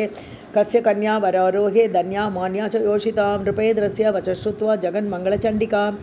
उवाच देवसेना सा देवानां रणकारिणी देवानां दैत्यग्रस्तानां पुरा सेना बभूव सा जयं ददौ च सा तेभ्यश्च देवसेना च तेन सा। श्रीदेवसेना उवाच ब्रह्मणः मानसी कन्या देवसेना अहमीश्वरी सृष्ट्वा तां मनसा दाता ददौ स्कन्दाय भूमिप मातृकासु च विख्याता स्कन्दभार्या च सुव्रता विश्वे षष्ठीति विख्याता षष्ठ अंशा प्रकृतेः परा अपुत्राय पुत्रदा अहं प्रिया दात्री प्रियाय च धनदा अहं दरिद्रेभ्यः कर्मिभ्यश्च स्वकर्मदा सुखं दुःखं भयं शोकः हर्षा मङ्गलमेव च सम्पत्तिश्च विपत्तिश्च सर्वं भवति कर्मणा बहुपुत्रश्च वंशहीनः स्वकर्मणा मृतपुत्रश्च कर्मणा चिरजीविनः कर्मणा गुणमांश्चैव कर्मणा च अङ्गहीनकः कर्मणा बहुभार्यश्च भार्याहीनश्च कर्मणा कर्मणा रूपवान् धर्मी रोगी शश्वत्स्व कर्मणा च भवेद्व्याधिः कर्मणा आरोग्यमेव च तस्मात् कर्म परं राजन् सर्वेभ्यश्च श्रुतौ श्रुतम् इत्येव मुक्त्वा सा देवी गृहीत्वा बालकं मुने महाज्ञानेन सा देवी जीवयामास लीलया राजा ददश तं बालं सस्मितं कनकप्रभं देवसेना च पश्यन्तं नृपम् आपृच्य सा तदा गृहीत्वा बालकं देवी गगनं गन्तुम् उद्यता पुनः तुष्टावतां राजा शुष्ककण्ठोष्ठतालुकः नृपसोस्त्रेण सा देवी परितुष्टा बभूवः उवाच तं नृपं ब्रह्मं वेदोक्तं कर्मनिर्मितं देवी उवाच त्रिषु लोकेषु त्वं राजा स्वायम्भुव मनोः सुतः मम पूजां स सर्वत्र कारयित्वा स्वयं कुरु तदा दास्यामि पुत्रं ते कुलपद्मं मनोहरं सुव्रतं नाम विख्यातं गुणवन्तं सुपण्डितं जातिस्मरं च योगीन्द्रं नारायण कलात्मकं शतक्रतुकरं श्रेष्ठं क्षत्रियाणां च वन्दितं मत्थमादङ्गलक्षाणां धृतवन्तं बलं शुभं धनिनं गुणिनं शुद्धं विदुषां प्रियमेव च योगिनां ज्ञानिनां चैव सिद्धिरूपं तपस्विनां यशस्विनं च लोकेषु दातारं सर्वसम्पदाम् इत्येव मुक्त्वा सा देवी तस्मै तद् बालकं ददौ राजा चकार स्वीकारं पूजार्थं च प्रियव्रतः जगामदेवी स्वर्गं च दत्त्वा तस्मै शुभं वरम् आजगाम सः अमात्यः स्वगृहं हृष्टमानसः आगत्य कथयामास वृत्तान्तं पुत्रहेतुकं श्रुत्वा बभूवुः सन्तुष्टाः नरा नार्यश्च नारद मङ्गलं कारयामास सर्वत्र पुत्रहेतुकं देवीं च पूजयामास ब्राह्मणेभ्यः धनं ददौ राजा च प्रतिमासेषु शुक्लषष्ट्यां महा उत्सवं षष्ट्या देव्याश्च यत्रेण कार्यामास सर्वतः बालानां सूतिकागारे षष्ठ अखे यत्र पूर्वकं तत्पूजां कारयामास च एकविंशतिवासरे बालानां शुभकार्ये च शुभ अन्नप्राशने तथा सर्वत्र वर्धयामास स्वयमेव चकारः ध्यानं पूजा विधानं च स्तोत्रं मत्तः निशामय यश्रुतं धर्मभक्त्रेण कौतुम उक्तं च सुव्रत शालग्रामे घटे वा अथ वटमूले अथवा मुने भित्त्यां पुत्तलिकां कृत्वा पूजयेत्वा विचक्षणः षष्ठ अंशः प्रकृतेः शुद्धां प्रतिष्ठाप्य च सुप्रभां सुपुत्रदां स च शुभदां दयारूपां जगत्प्रसूं श्वेतचम्पकवर्णाभां रत्नभूषणभूषितां पवित्ररूपां परमां देवसेनां परां भजे इति ध्यात्वा स्वशिरसि पुष्पं दत्त्वा विचक्षणः पुनर्ध्यात्वा च मूलेन पूजये सुव्रतां सतीं पाद्य अर्घ्य आचमनीयैः च गन्धपुष्पप्रदीपकैः नैवेद्यैः विविधैश्चापि फलेन शोभनेन च ॐ ह्रीं षष्ठीदेव्यै स्वाहा इति विधिपूर्वकम् अष्ट अक्षरं महामन्त्रं यथाशक्ति जपेत् नरः ततः स्तुत्वा च प्रणमेत् भक्तियुक्तः समाहितः स्तोत्रं च सामवेदोक्तं वरं पुत्रफलप्रदम् अष्ट अक्षरं महामन्त्रं लक्षदा यो जपेत् ततः सुपुत्रं स लभेत् नूनम् इत्याह कमलोद्भवः स्तोत्रं शृणु मुनिश्रेष्ठ सर्वकामशुभावहं वाञ्छाप्रदं च सर्वेषां गूढं वेदेषु नारद नमो देवे महादेवे सिद्धे शान्ते नमो नमः शुभायै देवसेनायै षष्ठ्यै देवे नमो नमः वरदायै पुत्रदायै धनदायै नमो नमः सुखदायै मोक्षदायै षष्ठ्यै देवे नमो नमः सृष्टे षष्ठांशरूपायै सिद्धायै च नमो नमः मायायै सिद्धियोगिन्यै षष्ठी देवे नमो नमः सारायै शारदायै च परादेवे नमो नमः बाल अधिष्ठातृदेव्यै च षष्ठी देवे नमो नमः कल्याणदायै कल्याण्यै फलदाये च कर्मणां प्रत्यक्षाये स्वभक्तानां षष्ठ्यै देवे नमो नमः पूज्याये स्कन्दकान्ताये सर्वेषां सर्वकर्मसु देवरक्षणकारिण्ये षष्ठी देवे नमो नमः शुद्धसत्त्वस्वरूपायै वन्दिताये नृणां सदा हिंसा क्रोधवर्जिताये षष्ठी देवे नमो नमः धनं देहि प्रियां देहि पुत्रं देहि सुरेश्वरी मानं देहि जयं देहि दुषे जहि महेश्वरी धर्मं देहि यशो देहि षष्ठी देवे नमो नमः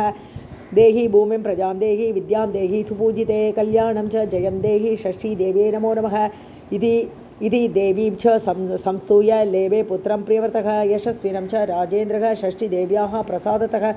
षष्ठीस्तोत्रम् इदं ब्रह्मन् यः शृणोति च वत्सरम् अपुत्रः लभते पुत्रं वरं सुचिरजीविनं वर्षम् एकं च यः भक्त्या सम्पूजयेत् इदं शृणोति च सर्वपापात् विनिर्मुक्तः महावन्द्यां प्रसूयते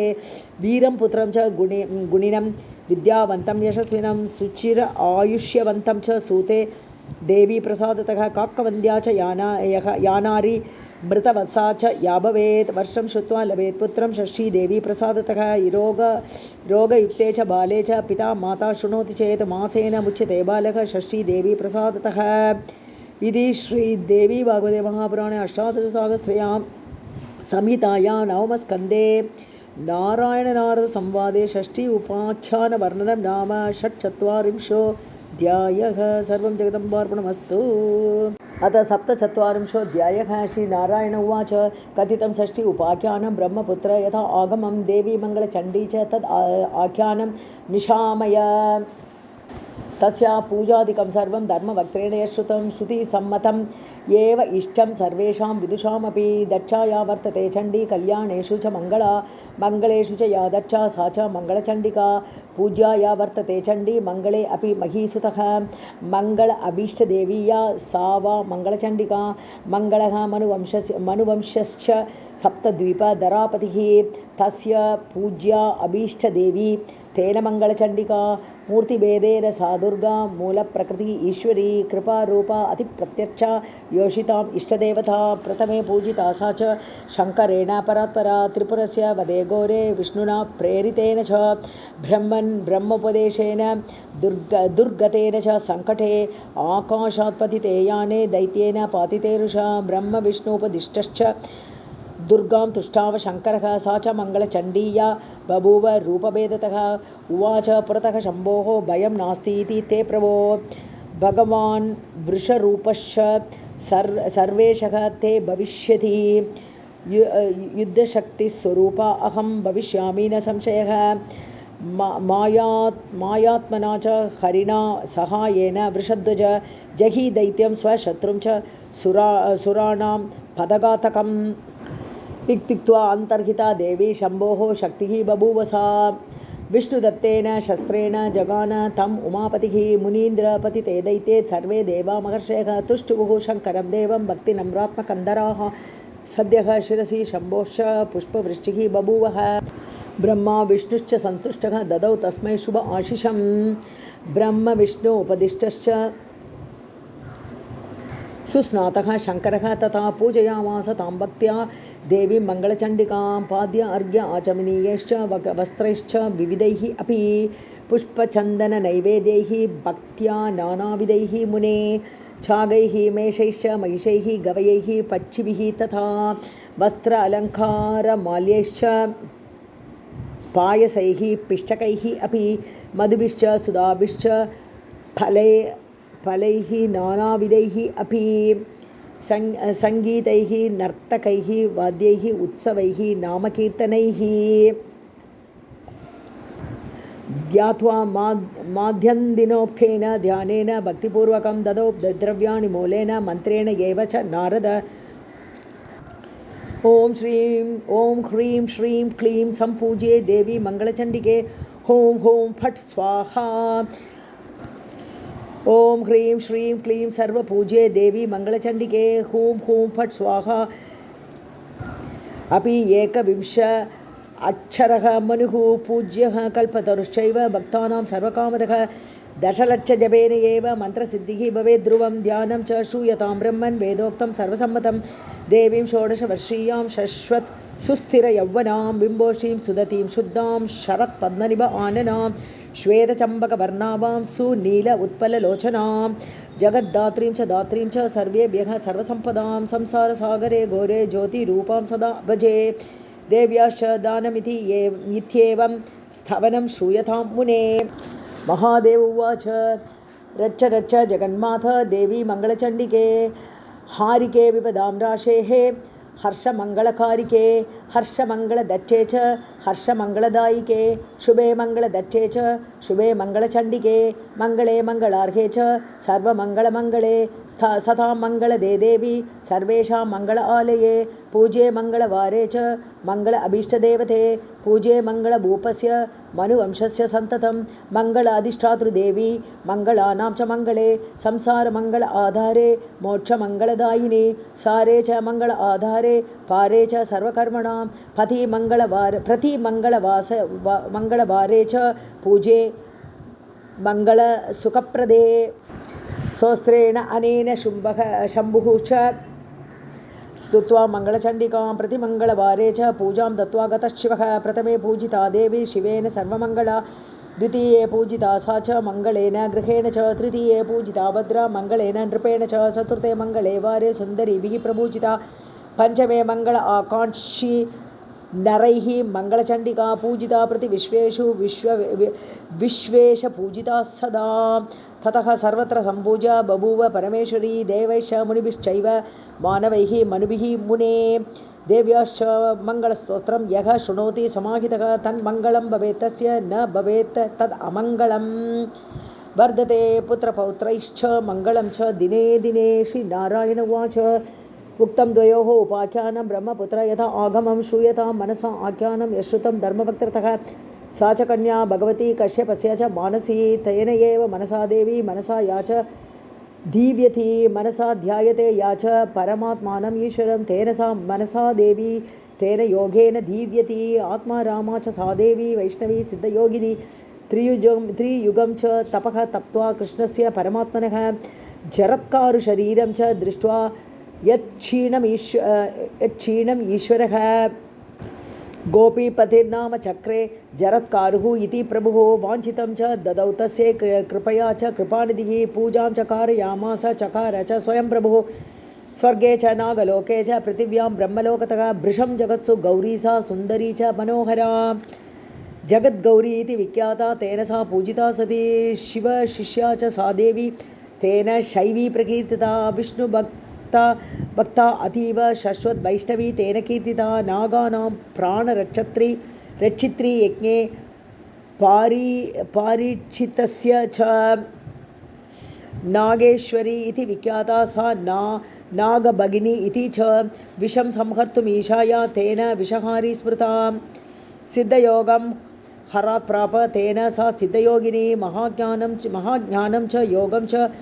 मृतसञ्जीविनीं परां, महाज्ञानयुतां तां च प्रवदन्ति मनीषिणः। आस्तिकस्य मुनीन्द्रस्य माता सापि तपस्विनी, आस्तिकमाता विज्ञाता जगत्यां सुप्रतिष्ठिता। प्रिया मुनेः जरत्कारोः मुनीन्द्रस्य महात्मनः, योगिनः विश्वपूज्यस्य जरत्कारुप्रिया। ततः जरत्कारुः जगद्गौरी मनसा सिद्धयोगिनी, वैष्णवी नागभगिनी, शैवी नागेश्वरी तथा।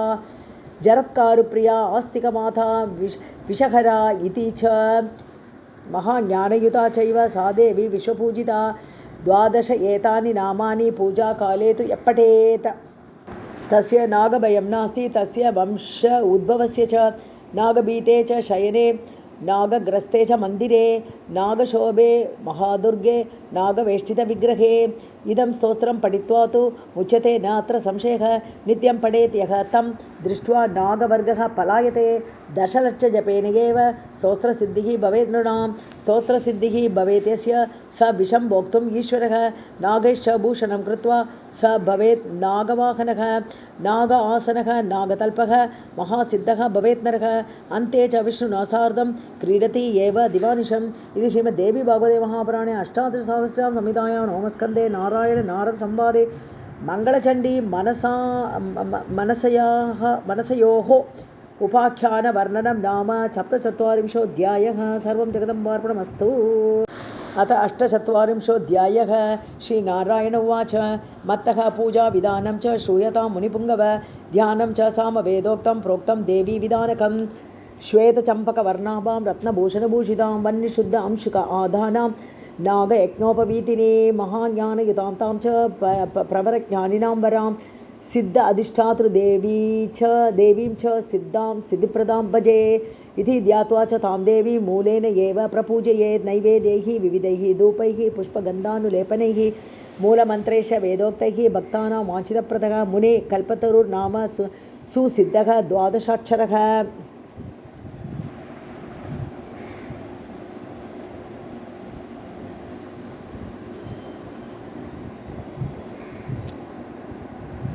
इति कीर्तितः। 5 लक्ष जपेन एव मन्त्रसिद्धिः भवेत् नृणाम्। मनसा सिद्धिर्भवेत् यस्य स सिद्धः जगदीतले। सुधासमं विषं तस्य धन्वन्तरिसमः भवेत्। ब्रह्मन् स्नात्वा तु सङ्क्रान्त्यां गूढशालासु यत्नतः आवाह्य देवीमीशानां पूजयेत्यः अतिभक्तितः पञ्चम्यां मनसाध्यायन् देव्यै दद्याच्च यो बलिं धनवान् पुत्रवां शैव कीर्तिमान् स भवेद्ध्रुवं पूजाविधानं कथितं तद् आख्यानं निशामय कथयामि महाभाग यश्रुतं धर्मवक्त्रतः पुरा नागभय आक्रान्ता बभूवुः मानवाः भुवि गतास्ते शरणं सर्वे कश्यपं मुनिपुङ्गवम् मंत्रांश ससृजेभीतः कश्यपः ब्रह्मणा अन्वितः वेदबीज अनुसारेण च उपदेशेन ब्रह्मणः मंत्र अधिष्ठातृदेवीं तां मनसा ससृजे तदा तपसा मनसा तेन बभूव मनसा च सा कुमारी सा च सम्भूता जगाम शंकर आलयं भक्त्या सम्पूज्य कैलासे तुष्टाव चंद्रशेखरं दिव्यवर्ष सहस्रं तं शिशेवे च मुनेः सुधा आशुतोषः महेशश्च तां च तुष्टः बभूवः महाज्ञानं ददौ तस्यै पाठयामास साम च कृष्णमन्त्रं कल्पतरुं ददौ अष्टाक्षरं मुने लक्ष्मीमाया कामबीजं ये अन्तं कृष्णपदं ततः त्रैलोक्यमङ्गलं नाम कवचं पूजनक्रमं पुरश्चर्याक्रमं चापि वेदोक्तं सर्वसम्मतं प्राप्य मृत्युञ्जयात् मन्त्रं सा सती च मुनेः सुता जगाम तपसे साध्वी पुष्करं शंकर आज्ञया त्रियुगं च तपस्तप्त्वा कृष्णस्य परमात्मनः सिद्धा बभूव सा देवी ददर्श पुरतः प्रभुं दृष्ट्वा कृशांगीं बालां च कृपया च कृपानिधिः पूजां च कारयामास चकार च स्वयं हरिः वरं च प्रददौ तस्य पूजिता त्वं भवे भव वरं दत्त्वा तु कल्याण्यै ततश्च अन्तर्ददे हरिः प्रथमे पूजिता सा च कृष्णेन परमात्मना द्वितीये शंकरेण एव कश्यपेन असुरेण च मुनिना मनुना चैव नागेन मानव आदिभिः बभूव पूजिता सा च त्रिषु लोकेषु सुव्रता जलत्कारु मुनीन्द्राय कश्यपः तां ददौ पुरा अयाचितः मुनिश्रेष्ठः जग्राह ब्राह्मण आज्ञया कृत्वा उद्वाह महायोगी विश्रान्तः तपसा चिरं सुश्वाप देव्या जगने वटमूले च पुष्करे निद्रां जगाम स मुनिः स्मृत्वा निद्रेशम् ईश्वरं जगाम अस्थं दिनकरः सायंकाल उपस्थिते संचित्य मनसा साध्वी मनसा सा पतिव्रता धर्मलोपभयेन एव चकार आलोचनं सती अकृत्वा पश्चिमां सन्ध्यां नित्यां चैव द्विजन्मनां ब्रह्महत्यादिकं पापं लभिष्यति पतिः मम न उपतिष्ठति यः पूर्वां न उपास्ते यस्तु पश्चिमां स सर्वत्र अशुचिः नित्यं ब्रह्महत्यादिकं लभेत् वेदोक्तम् इति संचिन्त्य बोधयामास सुन्दरी स च बुद्धः मुनिश्रेष्ठः तां चुकोप भृशं मुने मुनिर्वाच कथं मे सुखिनः साध्वी निद्राभङ्गः कृतः त्वया व्यर्थं व्रतादिकं तस्या या भर्तुश्च अपकारिणी तपश्च अनशनं चैव व्रतं दानादिकं च यत् भर्तुः अप्रियकारिण्याः सर्वं भवति निष्फलं यया प्रियः पूजितश्च श्रीकृष्णः पूजितः तया पतिव्रता व्रत अर्थं च पतिरूपः हरिः स्वयं सर्वदानं सर्वयज्ञः सर्वतीर्थनिषेवनं सर्वं व्रतं तपः सर्वम् उपवासादिकं च यत् सर्वधर्मश्च सत्यं च सर्वदेव प्रपूजनं तत्सर्वं स्वामि सेवायाः कलां न अर्हति षोडशीं पुण्ये च भारते वर्षे पतिसेवां करोति या वैकुण्ठे स्वामिना सार्धं सा याति ब्रह्मणः पदं विप्रियं कुरुते भर्तुः विप्रियं वदति प्रियम् असत्कुले प्रसूता हि तत्फलं श्रूयतां सती कुम्भीपाकं व्रजेत् सा च यावत् चन्द्र दिवाकरौ ततो भवति चाण्डाली पतिपुत्र विवर्जिता इत्युक्त्वा स च मुनिश्रेष्ठः बभूव स्फुरित अधरः चकम्पे तेन सा साध्वी भयेन उवाच तम्पतिं साध्वी उवाच सन्ध्यालोपभयेन एव निद्राभङ्गः कृतः तव कुरु शान्तिं महाभाग तुष्टायाः मम सुव्रत शृङ्गार आहार निद्राणां यश्च भङ्गं करोति वै स व्रजेत् कालसूत्रं वै यावत् चन्द्रदिवाकरौ इत्युक्त्वा मनसा देवी स्वामिनश्च चरणाम्बुजे पपादभक्त्या भीता च रुरोध च पुनः पुनः कुपितं च मुनिं दृष्ट्वा श्रीसूर्यं शप्तुम् उद्यतं तत्र आजगाम भगवान् सन्ध्यया सह नारद तत्र आगत्य मुनिं सम्यक् उवाच भास्करः स्वयं विनयेन च भीतश्च तया सह यथा उचितं भास्कर उवाच सूर्य अस्तसमयं दृष्ट्वा साध्वी धर्मभयेन च बोधयामास त्वां विप्र शरणं त्वाम् अहं गतः क्षमस्व भगवन् ब्रह्मन् मां शप्तुं न उचितं मुने ब्राह्मणानां च हृदयं नवनीत समं सदा तेषां क्षणार्धं क्रोधश्च ततो भस्म भवेज्जगत् पुनः सृष्टुं द्विजः शक्तः न तेजस्वी द्विजात्परः ब्राह्मणः वंशः प्रज्वलन् ब्रह्मतेजसा श्रीकृष्णं भावयेत् नित्यं ब्रह्मज्योतिः सनातनम् सूर्यस्य वचनं श्रुत्वा द्विजः तुष्टः बभूवः सूर्यः जगाम स्वस्थानं गृहीत्वा ब्राह्मण आशिषं तत्याज मनसां विप्रः प्रतिज्ञापालनाय च रुदतीं शोकसंयुक्तां हृदयेन विधूयता सा सस्मार गुरुं शम्भुम् इष्टदेवं विधिं हरिं कश्यपं जन्मदातारं विपत्तौ भयकर्षिता तत्र आजगाम गोपीशः भगवान् शम्भुरेव च विधिश्च कश्यपश्चैव मनसा परिचिन्तितः दृष्ट्वा विप्रः अभीष्टदेवं निर्गुणं प्रकृतेः परं तुष्टाव परया भक्त्या प्रणनाम मुहुर्मुहुः नमश्चकार शुम्भं च ब्रह्माणं कश्यपं तथा कथम् आगमनं देवाः इति प्रश्नं चकार सः ब्रह्मा तद्वचनं श्रुत्वा सहसा समय उचितं प्रत्युवाच नमस्कृत्य हृषीकेश पदाम्बुजं यदि त्यक्ता धर्मपत्नी धर्मिष्ठा मनसा सती कुरुष्व अस्यां सुत उत्पत्तिं स्वधर्मपालनाय वै जायायां च सुत उत्पत्तिं कृत्वा पश्चात् त्यजेत् मुने अकृत्वा तु सुत उत्पत्तिं विरागी यः त्यजेत् प्रियां स्रवते तस्य पुण्यं च चालन्यां च यथा जलं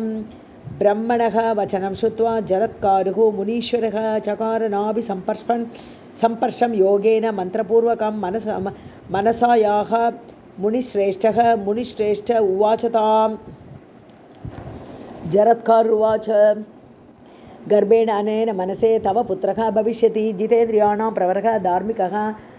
ब्राह्मण अग्रणीः तेजस्वी च तपस्वी च यशस्वी च गुणान्वितः वरः वेदविदां चैव ज्ञानिनां योगिनां तथा स च पुत्रः विष्णुभक्तः धार्मिकः कुलम् उद्धरेत् नृत्यन्ति पितरः सर्वे जन्ममात्रेण वैमुदा पतिव्रता सुशीलाया सा प्रिया प्रियवादिनी धर्मिष्ठा पुत्रमाता च कुलस्त्री कुलपालिका हरिभक्तिप्रदः बन्धुः न च अभीष्टसुखप्रदः यः बन्धुः चेत् स च पिता हरिवर्त्मप्रदर्शकः सा गर्भधारिणी या च गर्भ आवासविमोचनी दयारूपा च भगिनी यमभीतिविमोचिनी विष्णुमन्त्रप्रदाता च स गुरुः विष्णुभक्तिदः गुरुश्च ज्ञानदः योगी यज्ञानं कृष्णभावनम् आब्रह्मस्तम्भपर्यन्तं ततः विश्वं चराचरम् आविर्भूतं तिरोभूतं किं वा ज्ञानं तदन्यतः वेदजं यज्ञजं यद्यत् तत्सारं हरिसेवनं तत्त्वानां सारभूतं च हरेः अन्यद्विडम्बनं दत्तं ज्ञानं मया तुभ्यं स स्वामी ज्ञानदः हि यः ज्ञानात् प्रमुच्यते बन्धात् स रिपुः यो हि बन्धदः विष्णुभक्तियुतं ज्ञानं न ददाति च यो गुरुः स रिपुः शिष्यगाति च यतः बन्धात् न मोचयेत् जननीं गर्भजक्लेशादि यमयातनया तथा न मोचयेत् यः स कथं गुरुः तातः हि बान्धवः परमानन्दरूपं च कृष्णमार्गम् अनश्वरं न दर्शयेत् यः सततं कीदृशः बान्धवः नृणां भज साधि परं ब्रह्म अच्युतं कृष्णं च निर्गुणं निर्मूलं च भवेत् पुंसां कर्म वै तस्य सेवया मया चलेन त्वं त्यक्ता क्षमस्व एतत् मम प्रिये क्षमायुधानां साध्वीनां सत्वात् क्रोधो न विद्यते पुष्करे तपसे यामि गच्छ देवी यथा सुखं श्रीकृष्णचरण अम्बोजे निःस्पृहाणा मनोरथाः जरत्कारुवच श्रुत्वा मनसा शोककातरा स अश्रुनेत्रा च विनयात् उवाच प्राणवल्लभं मनसा उवाच दोषः नास्ति एव मे त्यक्तुं निद्राभङ्गेन ते प्रभो यत्र स्मरामि त्वां नित्यं तत्र माम् आगमिष्यसि बन्धुभेदः क्लेशतमः पुत्रभेदः ततः परं प्राणेशभेदः प्राणानां विच्छेदात् सर्वतः परः पतिः पतिव्रतानां तु शतपुत्र अधिकं प्रियः सर्वस्मात् तु प्रियः स्त्रीणां प्रियः तेन उच्यते बुधैः पुत्रे यथा एकपुत्राणां वैष्णवानां यथा हरौ नेत्रे यथा एकनेत्राणां त्रिषितानां यथा जले क्षुदितानां यथा अन्ये च कामुकानां च मैथुने यथा परस्वे चौराणां यथा जारे कुयोषितां विदुषां च यथा शास्त्रे वाणिज्ये वणिजां यथा तथा शश्वत् मनःकान्ते साध्वीनां योषितां प्रभो इत्युक्त्वा मनसा देवी पपात स्वामिनः पदे क्षणं चकार क्रोडेतां कृपया च कृपानिधिः नेत्र उदकेन मनसां स्नापयामासतां मुनिः सा अश्रुनेत्रा मुनेः क्रोडं शिशे च भेदकातरा तदा ज्ञानेन तौ द्वौ च विशोकौ सम्बभूवतुः स्मारं स्मारं पदाम्बोजं कृष्णस्य परमात्मनः जगाम तपसे विप्रः स्वकान्तां सम्प्रबोध्य च जगाम मनसा शम्भोः कैलासं मन्दिरं गुरोः पार्वती बोधयामास मनसां शोककर्षितां शिवश्च अतीव ज्ञानेन शिवेन च शिव आलयः सुप्रशस्ते दिने साध्वी सुषुवे मङ्गलक्षणे नारायण अंशं पुत्रं तं योगिनां ज्ञानिनां गुरुं गर्भस्थितः महाज्ञानं श्रुत्वा शङ्करवक्त्रतः सम्बभूव च योगीन्द्रः योगिनां ज्ञानिनां गुरुः जातकं कारयामास वाचयामास मङ्गलं वेदां च पाठयामास शिवाय च शिवः शिशोः मणिरत्नकिरीटांश्च ब्राह्मणेभ्यः ददौ शिवः पार्वती च गवां लक्षं रत्नानि विविधानि च शम्भुश्च चतुरः वेदाङ्गान् इतरांस्तथा बालकं पाठयामास ज्ञानं मृत्युञ्जयं परं भक्तिः अस्ति अधिका कान्ते अभीष्टदेवे गुरौ तथा यस्याः तेन च तत्पुत्रः बभूव आस्तिक एव च जगाम तपसे विष्णोः पुष्करं शङ्कर आज्ञया सम्प्राप्य च महामन्त्रं ततश्च परमात्मनः दिव्यं वर्ष 3,00,000 च तपस्तप्त्वा तपोधनः आजगाम महायोगी नमस्कर्तुं शिवं प्रभुं शङ्करं च नमस्कृत्य स्थित्वा तत्रैकबालकः सा च आजगाम मनसा कश्यपस्य आश्रमं पितुः तां स पुत्रां सुतां दृष्ट्वा मुदं प्राप प्रजापतिः 100,00,000 च रत्नानां ब्राह्मणेभ्यः ददौ मुने ब्राह्मणान् भोजयामास स असंख्यान् श्रेयसे शिशोः अदितिश्च दितिश्च अन्याः मुदं प्राप परन्तप सा स पुत्रा च सुचिरं तस्थौ तात आलयेत सदा तदीयं पुनराख्यानं वक्ष्यामि तन्निशामय अथ अभिमन्युतनये ब्रह्मशापः परीक्षिते बभूव सहसा ब्रह्मन् दैवदोषेण कर्मणा सप्ताहे सम अतीते तु दक्षकः त्वां च दक्षति शशापशृङ्गी तत्रैव कौशिक्याः च जलेन वै राजा श्रुत्वा तत्प्रवृत्तिं निर्वातस्थानमागतः तत्र तस्थौ च सप्ताहं देहरक्षणतत्परः सप्ताहे सम अतीते तु गच्छन्तं तक्षकम्पति धन्वन्तरिः नृपं भोक्तुं ददर्श गामुकः पथि तयोः बभूव संवादः सुप्रीतिश्च परस्परं धन्वन्तरीः मणिं प्राप तक्षकः स्वेच्छया ददौ स ययौ च तं गृहीत्वा तु सन्तुष्टः कृष्णमानसः दक्षकः भक्षयामास नृपं तं मञ्चके स्थितं राजा जगाम तरसा देहं त्यक्त्वा परत्र च संस्कारं कारयामास पितुर्ः वै जनमेजयः राजा चकार यज्ञं च सर्पसत्रं ततो मुने प्राणांस्तथ्याज सर्पाणां समूहः ब्रह्मतेजसा स तक्षकः वै भीतः तु महेन्द्रं शरणं ययौ स इन्द्रं च तक्षकं हन्तुं विप्रवर्गः समुद्यतः अथ देवाश्च स इन्द्राश्च संजग्मुः मनसा अन्तिकं तं तुष्टाव महेन्द्रश्च भयकातरविह्वलः तत आस्तिक आगत्य यज्ञं च मातुः आज्ञया महेन्द्र दक्षक प्राणान् ययाचे भूमिपं परं ददौ वरं नृपश्रेष्ठः कृपया ब्राह्मण आज्ञया यज्ञं समाप्य विप्रेभ्यः दक्षिणां च ददौ मुदा विप्राश्च मुनयो देवाः गत्वा च मनसा अन्तिकं मनसां पूजयामासुः तुष्टुश्च पृथक् पृथक् शक्रः संभृतसंभारः भक्तियुक्तः सदा शुचिः मनसां पूजयामास तुष्टाव परम आदरात् नत्वा षोडश उपचारं बलिं च तत्प्रियं तदा प्रददौ परितुष्टश्च ब्रह्म विष्णु शिव आज्ञया सम्पूज्य मनसां देवीं प्रययुः स्व आलयं च ते इत्येवं कथितं सर्वं किं भूयः श्रोतुमिच्छसि नारद उवाच केन स्तोत्रेण तुष्टाव महेन्द्रः मनसां सतीं पूजाविधिक्रमं तस्याः श्रोतुमिच्छामि तत्त्वतः। श्रीनारायण उवाच सुस्नातः शुचिः आचान्तः धृत्वा दौते च वाससि रत्नसिंहासने देवी वासयामास भक्तितः। स्वर्गङ्गायाः जलेन एव रत्नकुम्भस्थितेन च स्नापयामास मनसां महेन्द्रः वेदमन्त्रतः। वाससी वासयामास वह्निशुद्धे मनोहरे सर्वाङ्गे चन्दनं कृत्वा पाद अर्घ्यं भक्तिसंयुतः। गणेशं च दिनेशं च वह्निं विष्णुं शिवं शिवां सम्पूज्य आदौ देवषट्कं पूजयामास तां सतीम्। ॐ ह्रीं श्रीं मनसा देवे स्वाहा इत्येवं च मन्त्रतः दशाक्षरेण मूलेन ददौ सर्वं यथा उचितं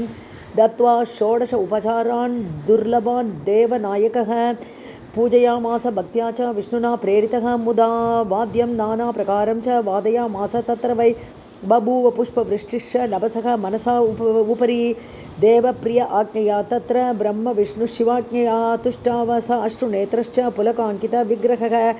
पुरन्दर उवाच देवी त्वां स्तोतुमिच्छामि साध्वीनां प्रवरां वरां परात्परां च परमां नाहि स्तोतुं क्षमो अधुना। स्तोत्राणां लक्षणं वेदे स्वभाव आज्ञानतत्परं न क्षमः प्रकृते वक्तुं गुणानां गणनां तव शुद्धसत्त्वस्वरूपा त्वं कोपहिंसादिवर्जिता न च शक्तः मुनिः तेन त्यक्तुं याञ्छा कृता यतः त्वं मया पूजिता साध्वी जननी मे यथा अदितिः। दया रूपा च भगिनी क्षमा रूपा यथा प्रसूः त्वया मे रक्षिताः प्राणाः पुत्रदाराः सुरेश्वरी। अहं करोमि त्वत्पूजां प्रीतिश्च वर्धतां सदा नित्या। यद्यपि पूज्या त्वं सर्वत्र जगदम्बिके तथापि तव पूजां च वर्धयामि सुरेश्वरी। ये त्वाम् आषाढसङ्क्रान्त्यां पूजयिष्यन्ति भक्तितः पञ्चम्यां मनसा आख्यायां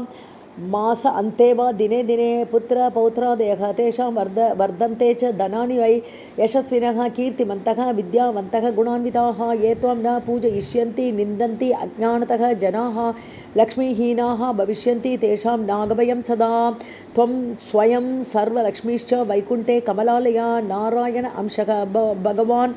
जरत्कारुः मुनीश्वरः तपसा तेजसा त्वां च मनसा ससृजे पिता। अस्माकं रक्षणाय एव तेन त्वं मनसा अभिदा मनसा देवी शक्त्या त्वं स्व आत्मना सिद्धयोगिनी तेन त्वं मनसा देवी पूजिता वन्दिता भव। ये भक्त्या मनसां देवाः पूजयन्ति अनिशं भृशं तेन त्वां मनसां देवीं प्रवदन्ति मनीषिणः। सत्यस्वरूपा देवी त्वं शश्वत्सत्यनिविषेवणात् यो हि त्वां भावयेत् नित्यं स त्वां प्राप्नोति तत्परः। इन्द्रश्च मनसां स्तुत्वा गृहीत्वा भगिनीवरं प्रजगाम स्वभवनं भूषया स परिच्छदं। पुत्रेण सार्धं सा देवी चिरं तस्थौ पितुः गृहे भ्रातृभिः पूजिता शश्वत् मान्या वन्द्या च सर्वतः। गोलोकात् सुरभिः ब्रह्मन् तत्र आगत्य सुपूजितां तां स्नापयित्वा क्षीरेण पूजयामास सादरं ज्ञानं च कथयामास गोप्यं सर्वं सुदुर्लभं। तया देवैः पूजिता सा स्वर्लोकं च पुनर्ययौ। इन्द्रस्तोत्रं पुण्यबीजं मनसां पूजयेत् पठेत् तस्य नागभयं नास्ति तस्य वंश उद्भवस्य च विशम्भवे सुधातुल्यं सिद्धस्तोत्रः यदा भवेत् पञ्चलक्षजपेन एव सिद्धस्तोत्रः भवेत् नरः। सर्पशायी भवेत्सो अपि निश्चितं सर्पवाहनः इति श्रीमद्देवी भागवते महापुराणे अष्टादशसहस्रनाम संहितायां नवमस्कन्धे मनसा उपाख्यानवर्णनं नाम 48 सर्वं जगदम्बार्पणमस्तु। अत 49तमोऽध्यायः। नारद उवाच का वा ससुरभिः देवी गोलोकात् आगता च या तज्जन्मचरितं ब्रह्मन् श्रोतुमिच्छामि यत्नतः। श्रीनारायण उवाच गवाम् अधिष्ठातृदेवी गवां प्रसूः गवां प्रधाना सुरभिः गोलोके सा समुद्भवा। सर्वादिसृष्टेः चरितं कथयामि निशामय। बभूव तेन तज्जन्म पुरा वृन्दावने वने एकदा राधिका नाथः राधया सह कौतुकी गोपाङ्गना परिवृतः पुण्यं वृन्दावनं ययौ सहसा तत्र रहसि विजहार च कौतुकात् बभूव क्षीरपान इच्छा तस्य स्वेच्छामयस्य च ससृजे सुरभिं देवीं लीलया वामपार्श्वतः वत्सयुक्तां दुग्धवतीं वत्सः नाम मनोरथः दृष्ट्वा स वत्सां श्रीदामा नवभाण्डे दुदोह च क्षीरं सुधा अतिरिक्तं च जन्म मृत्युजराहराम् तदुत्तं च पयः स्वादु पपौ गोपीपतिः स्वयं सरो बभूव पयसां भाण्डविस्रंसनेन च दीर्घं च विस्तृतं चैव परितः शतयोजनं गोलोके अयं प्रसिद्धः सोऽपि क्षीरसरोवरः गोपिकानां च राधायाः क्रीडा वापि बभूव सा रत्नेन्द्रचर्यरचिता पूर्णं भूता च अपि ईश्वर इच्छया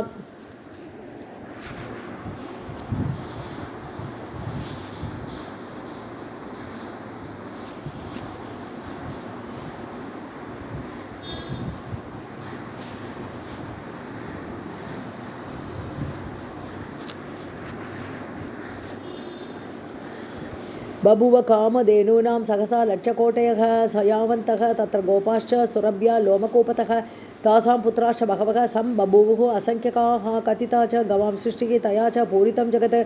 पूजां चकार भगवान् सुरभ्याश्च पुरामुने ततो बभूव तत्पूजा त्रिषु लोकेषु दुर्लभा दीप अन्विता परदिने श्रीकृष्णस्य आज्ञया हरेः बभूव सुरभिः पूज्या धर्मभक्तातीतं श्रुतं ध्यानं स्तोत्रं मूलमन्त्रं यद्यत् पूजाविधिक्रमं वेदोक्तं च महाभाग निबोध कथयामि ते ॐ सुरभ्यै नमः इति मन्त्रः तस्य षडक्षरः सिद्धः लक्षजपेन एव भक्तानां कल्पपादपः ध्यानं यजुर्वेदगीतं तस्याः पूजा च सर्वतः वृद्धिदा चैव मुक्तिदा सर्वकामदा लक्ष्मीस्वरूपां परमां राधा सहचरीं परां गवामधिष्ठातृदेवीं गवाम् आद्यां गवां प्रसूं पवित्ररूपां पूतां च भक्तानां सर्वकामदां यया पूतं सर्वविश्वं तां देवीं सुरभिं भजे कटे वा धेनुशिरसि बन्धस्तम्भे गवामपि शालग्रामे जल अग्नौ वा सुरभिं पूजये द्विजः दीप अन्विता परदिने पूर्वाह्ने भक्तिसंयुतः यः पूजये च सुरभिं स च पूज्यः भवेद्भुवि एकदा त्रिषु लोकेषु वाराहे विष्णुमायया क्षीरं जहार सुरभिः चिन्तिताश्च सुरादयः ते गत्वा ब्रह्मलोके च ब्रह्माणं तुष्टुः तदा तद् आज्ञया च सुरभिं तुष्टाव पाकशासनः पुरन्दर उवाच नमो देवे महादेवे सुरभ्यै च नमो नमः गवां बीजरूपायै नमस्ते जगदम्बिके नमो राधाप्रियायै च पद्म अंशायै नमो नमः नमः कृष्णप्रियायै च गवां मात्रे नमो नमः कल्पवृक्षस्वरूपायै सर्वेषां सततं परे क्षीरदायै धनदायै बुद्धिदायै नमो नमः शुभायै च सुभद्रायै गोप्रदायै नमो नमः यशोदायै कीर्तिदायै धर्मदायै नमो नमः स्तोत्रश्रवणमात्रेण तुष्टा हृष्टा जगत्प्रसू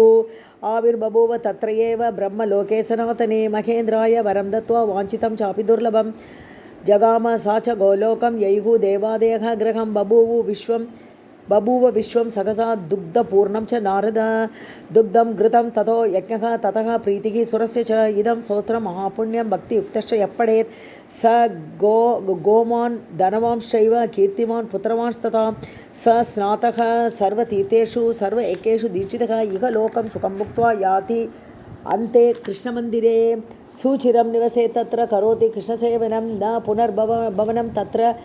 ब्रह्मपुत्रः भवेत् ततः इति श्रीमद्देवी भागवते महापुराणे अष्टादशसाहस्र्यां संहितायां नवमस्कन्धे सुरभि उपाख्यानवर्णनं नाम 49तमोऽध्यायः सर्वं जगदम्बार्पणमस्तु।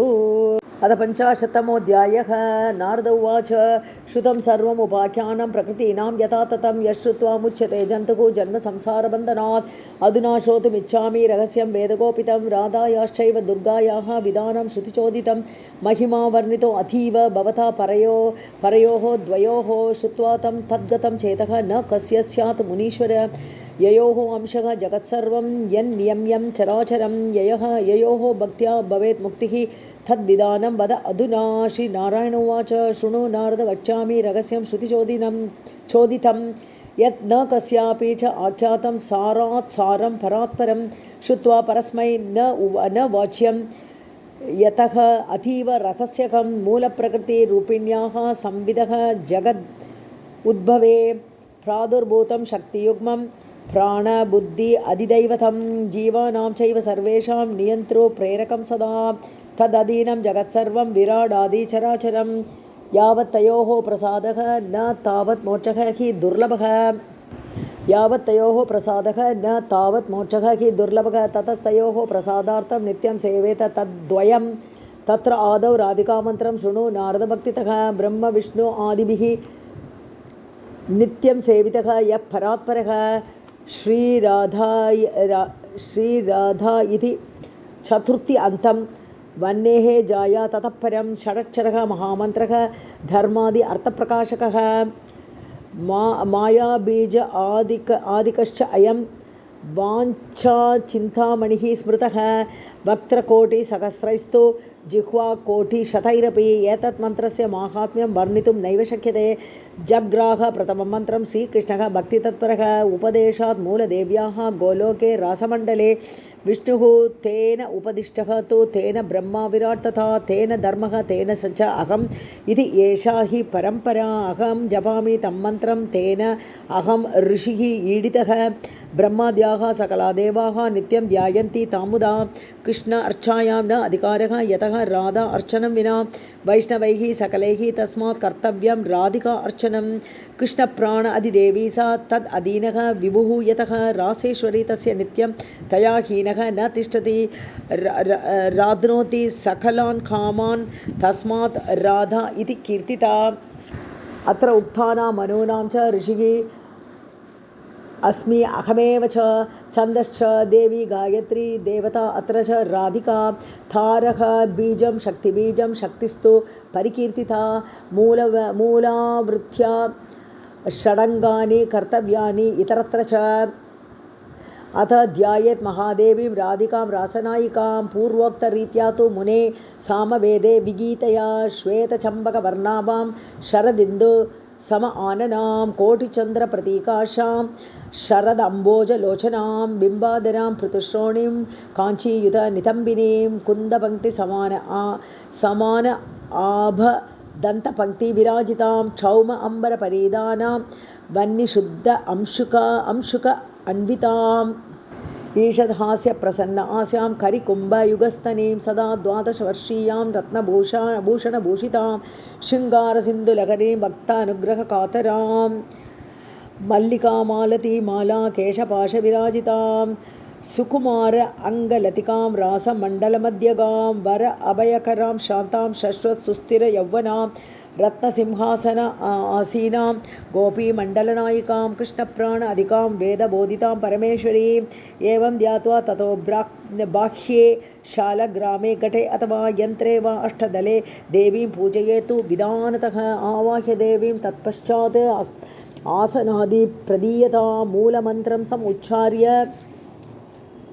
च आसनादीनि कल्पयेत् पाद्यं तु पादयोः दद्यात् मस्तके अर्घ्यं समीरितं मुखे तु आचमनीयं स्यात् त्रिवारं मूलविद्यया मधुपर्कं ततो दद्यात् एकां गां च पयस्विनीं ततो न्यस्येत् स्नानशालां तां च तत्रैव भावयेत् अभ्यङ्गादिस्नानविधिं कल्पयित्वा अथ वाससि ततश्च चन्दनं दद्यात् नाना अलङ्कारपूर्वकं पुष्पमाला बहुविधाः तुलसी मञ्जरीयुताः पारिजातप्रसूनानि शतपत्रादिकानि च ततः कुर्यात् पवित्रं तत् परिवार अर्चनं विभोः अग्नि ईश असुर वायव्यं मध्ये दिक्षु अङ्गपूजनं कृत्वा पश्चात् अष्टदले दक्षिण आवर्ततः अग्रतः मालावतीम् अग्रदले वह्निकोणे च माधवीं रत्नमालां दक्षिणे च नैऋत्ये तु सुशीलकां पश्चात् दले शशिकलां पूजयेत् मतिमान् नरः मारुते पारिजातां चापि उत्तरे च परावतीम् ईशानकोणे सम्पूज्य सुन्दरी प्रियकारिणी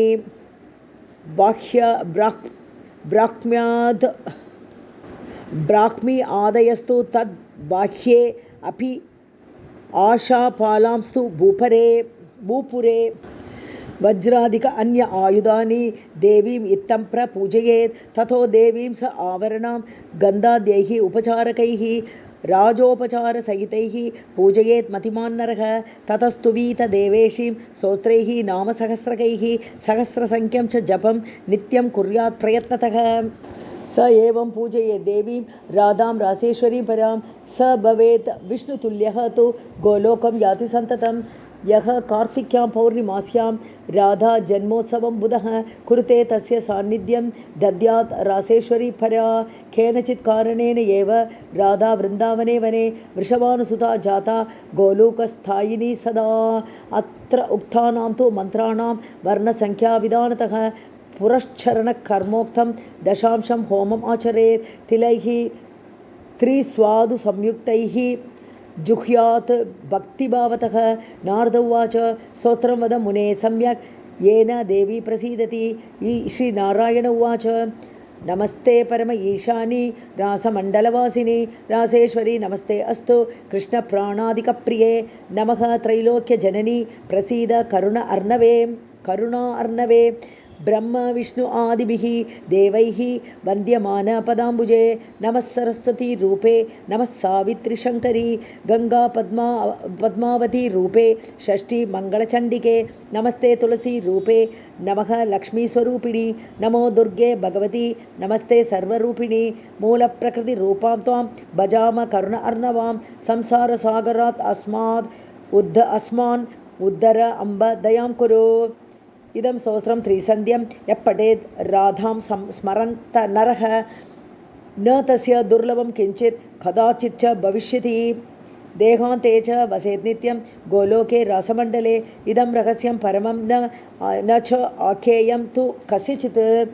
अधुना शृणु विप्रेन्द्र दुर्गादेव्याः विधानकं यस्याः स्मरणमात्रेण पलायन्ते महा आपदः येनां न भजते यो हि तादृङ् नास्ति एव कुत्रचित्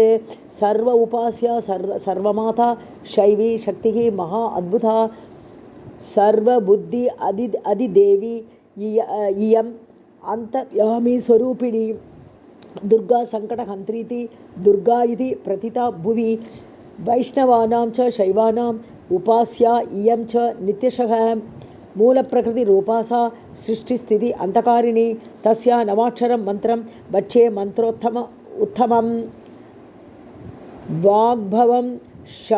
शम्भुवनिता कामबीजं ततः परं चामुण्डायै पदं पश्चात् विच्छे इति अक्षरद्वयं नवाक्षरः मनुः प्रोक्तः भजतां कल्पपादपः ब्रह्म विष्णु महेशानाः ऋषयः अस्य प्रकीर्तिताः छन्दांसि उक्तानि सततं गायत्री उष्णिक् अनुष्टुभः महाकाली महालक्ष्मीः सरस्वती अपि देवताः स्याद् रक्तदन्तिका बीजं दुर्गा च भ्रामरी तथा नन्दा शाकम्भरी देव्यौ भीमा च शक्तयः स्मृताः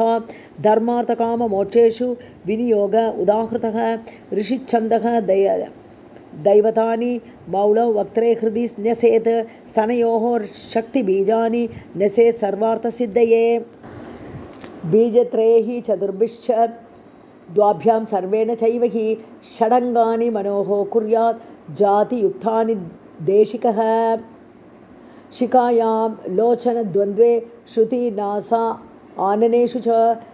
गुदे न्यसेत् मन्त्रवर्णान् सर्वेण व्यापकं चरेत् खड्ग चक्र गदा बाण चापानि परिगं तथा शूलं भुषुण्डीं च शिरः शङ्खं सन्दततीं करैः महाकालीं त्रिनयनां नानाभूषणभूषितां नील अंजन समप्रख्यां दशपाद आननां भजे मधुकैडभनाशार्थं यां तुष्टाव अम्बुजासनः एवं ध्यायेत् महाकालीं कामबीजस्वरूपिणीम् अक्षमालां च परशुं गदा इषु कुलिशानि च पद्मं धनुष्कुण्डिकां च दण्डं शक्तिम् असिं तदा चर्म अम्बुजं तथा घण्टां सुरापात्रं च शूलकं पाशं सुदर्शनं चैव ददतीम् अरुणप्रभां रक्ताम्बुज आसनगतां मायाबीजस्वरूपिणी महालक्ष्मीं भजेत्येवं महिषासुरमर्दिनीं घण्टाशूले हलं शङ्खं मुसलं च सुदर्शनं धनुर्बाणान् हस्तपद्मैः ददानां कुन्दसन्निभां शुम्भादिदैत्यसंहर्त्रीं वाणी बीजस्वरूपिणी महासरस्वतीं ध्यायेत् सच्चिदानन्दविग्रहां यन्त्रम् अस्याः शृणु प्राज्ञ त्रय त्रयस्त्रं षट्कोणसंयुतं ततो अष्टदलपद्मं च 24 भूगृहेण समायुक्तं यन्त्रम् एवं विचिन्तयेत्। शालग्रामे घटे वापि यन्त्रे वा प्रतिमासु वा भाणलिङ्गे अथवा सूर्ये यजेत् देवीम् अनन्यदीः। जय आदि शक्ति संयुक्ते पीठे देवी प्रपूजयेत्। पूर्वकोणे सरस्वत्याः सहितं पद्मजं यजेत्। श्रिया सह हरिं तत्र नैऋते कोणके यजेत्। पार्वत्या सहितं शम्भुं वायुकोणे समर्चयेत्। देव्याः उत्तरतः पूज्यः सिंहः वामे महासुरं महिषं पूजयेत्। अन्ते षट्कोणेषु यजेत् क्रमात्। नन्दजां रक्तदन्तां च तथा शाकम्भरीं शिवां दुर्गां भीमां भ्रामरीं च ततो वसुदलेषु च ब्राह्मीं माहेश्वरीं चैव कौमारीं वैष्णवीं तथा वाराहीं नारसिंहीं च ऐन्द्रीं चामुण्डकां तथा पूजयेत् च। ततः पश्चात् तत्त्वपत्रेषु पूर्वतः विष्णुमायां चेतनां च बुद्धिं निद्रां क्षुधां तदा छायां शक्तिं परां तृष्णां शान्तिं जातिं च लज्जया शान्तिं श्रद्धां कीर्ति लक्ष्म्यौ धृतिं वृत्तिं श्रुतिं स्मृतिं दयां तुष्टिं ततः पुष्टिं मातृभ्रान्ति इति क्रमात्। ततो भूपुरकोणेषु गणेशं क्षेत्रपालकं बटुकं योगिनीश्चापि पूजयेत्। मतिमान् नरः इन्द्राद्यान् अपि तद्बाह्ये वज्रादि आयुधसंयुतान् पूजयेत्। अनया रीत्या देवीं स आवरणां ततः राजोपचारान् विविधान् दद्यात् अम्बा प्रतुष्टये। ततो जपेत् नवावर्णं च मन्त्रं मन्त्रार्थपूर्वकं। ततः सप्तशती स्तोत्रं देव्याः अग्रे तु सम्पठेत्। न अनेन सदृशं स्तोत्रं विद्यते भुवनत्रये। ततश्च अनेन देवेशी तोषयेत् प्रत्यहं नरः। धर्मार्थकाममोक्षाणाम् आलयं जायते नरः इति ते कथितं विप्र। श्रीदुर्गायाः विधानकं कृतार्थता येन भवेत् एतत् कथितं तव। सर्वे देवाः हरिब्रह्मप्रमुखाः मनवः तथा मुनयः ज्ञाननिष्ठाश्च योगिनश्च आश्रमाः तथा लक्ष्मी आदयः तथा देव्यः सर्वे ध्यायन्ति तां शिवां। तदैव जन्मसाफल्यं दुर्गास्मरणम् अस्ति चेत् 14 अपि मनवः ध्यात्वा चरणपङ्कजं मनुत्वं प्राप्तवन्तश्च देवाः स्वं पदं तथा। तदेतत् सर्वम् आख्यातं रहस्य अतिरहस्यकं प्रकृतीनां पञ्चकस्य तद् अंशानां च वर्णनं श्रुत्वा एतत् मनुजः नित्यं पुरुषार्थचतुष्टयं लभते न अत्र सन्देहः। सत्यं मया उदितम् अपुत्रः लभते पुत्रं विद्यार्थे प्राप्नुयात् च तां। यं कामं स्मरेद्वापि तं श्रुत्वा सम् आप्नुयात्। नवरात्रे पठेत् एतत् देवी अग्रे तु समाहितः परितुष्टा जगद्धात्री भवति एव हि निश्चितं। नित्यम् एकैकम् अध्यायं पठेत् यः प्रत्यहं नरः तस्य वश्या भवेत् देवी प्रियकरो हि सः। शकुनांश्च परीक्षेत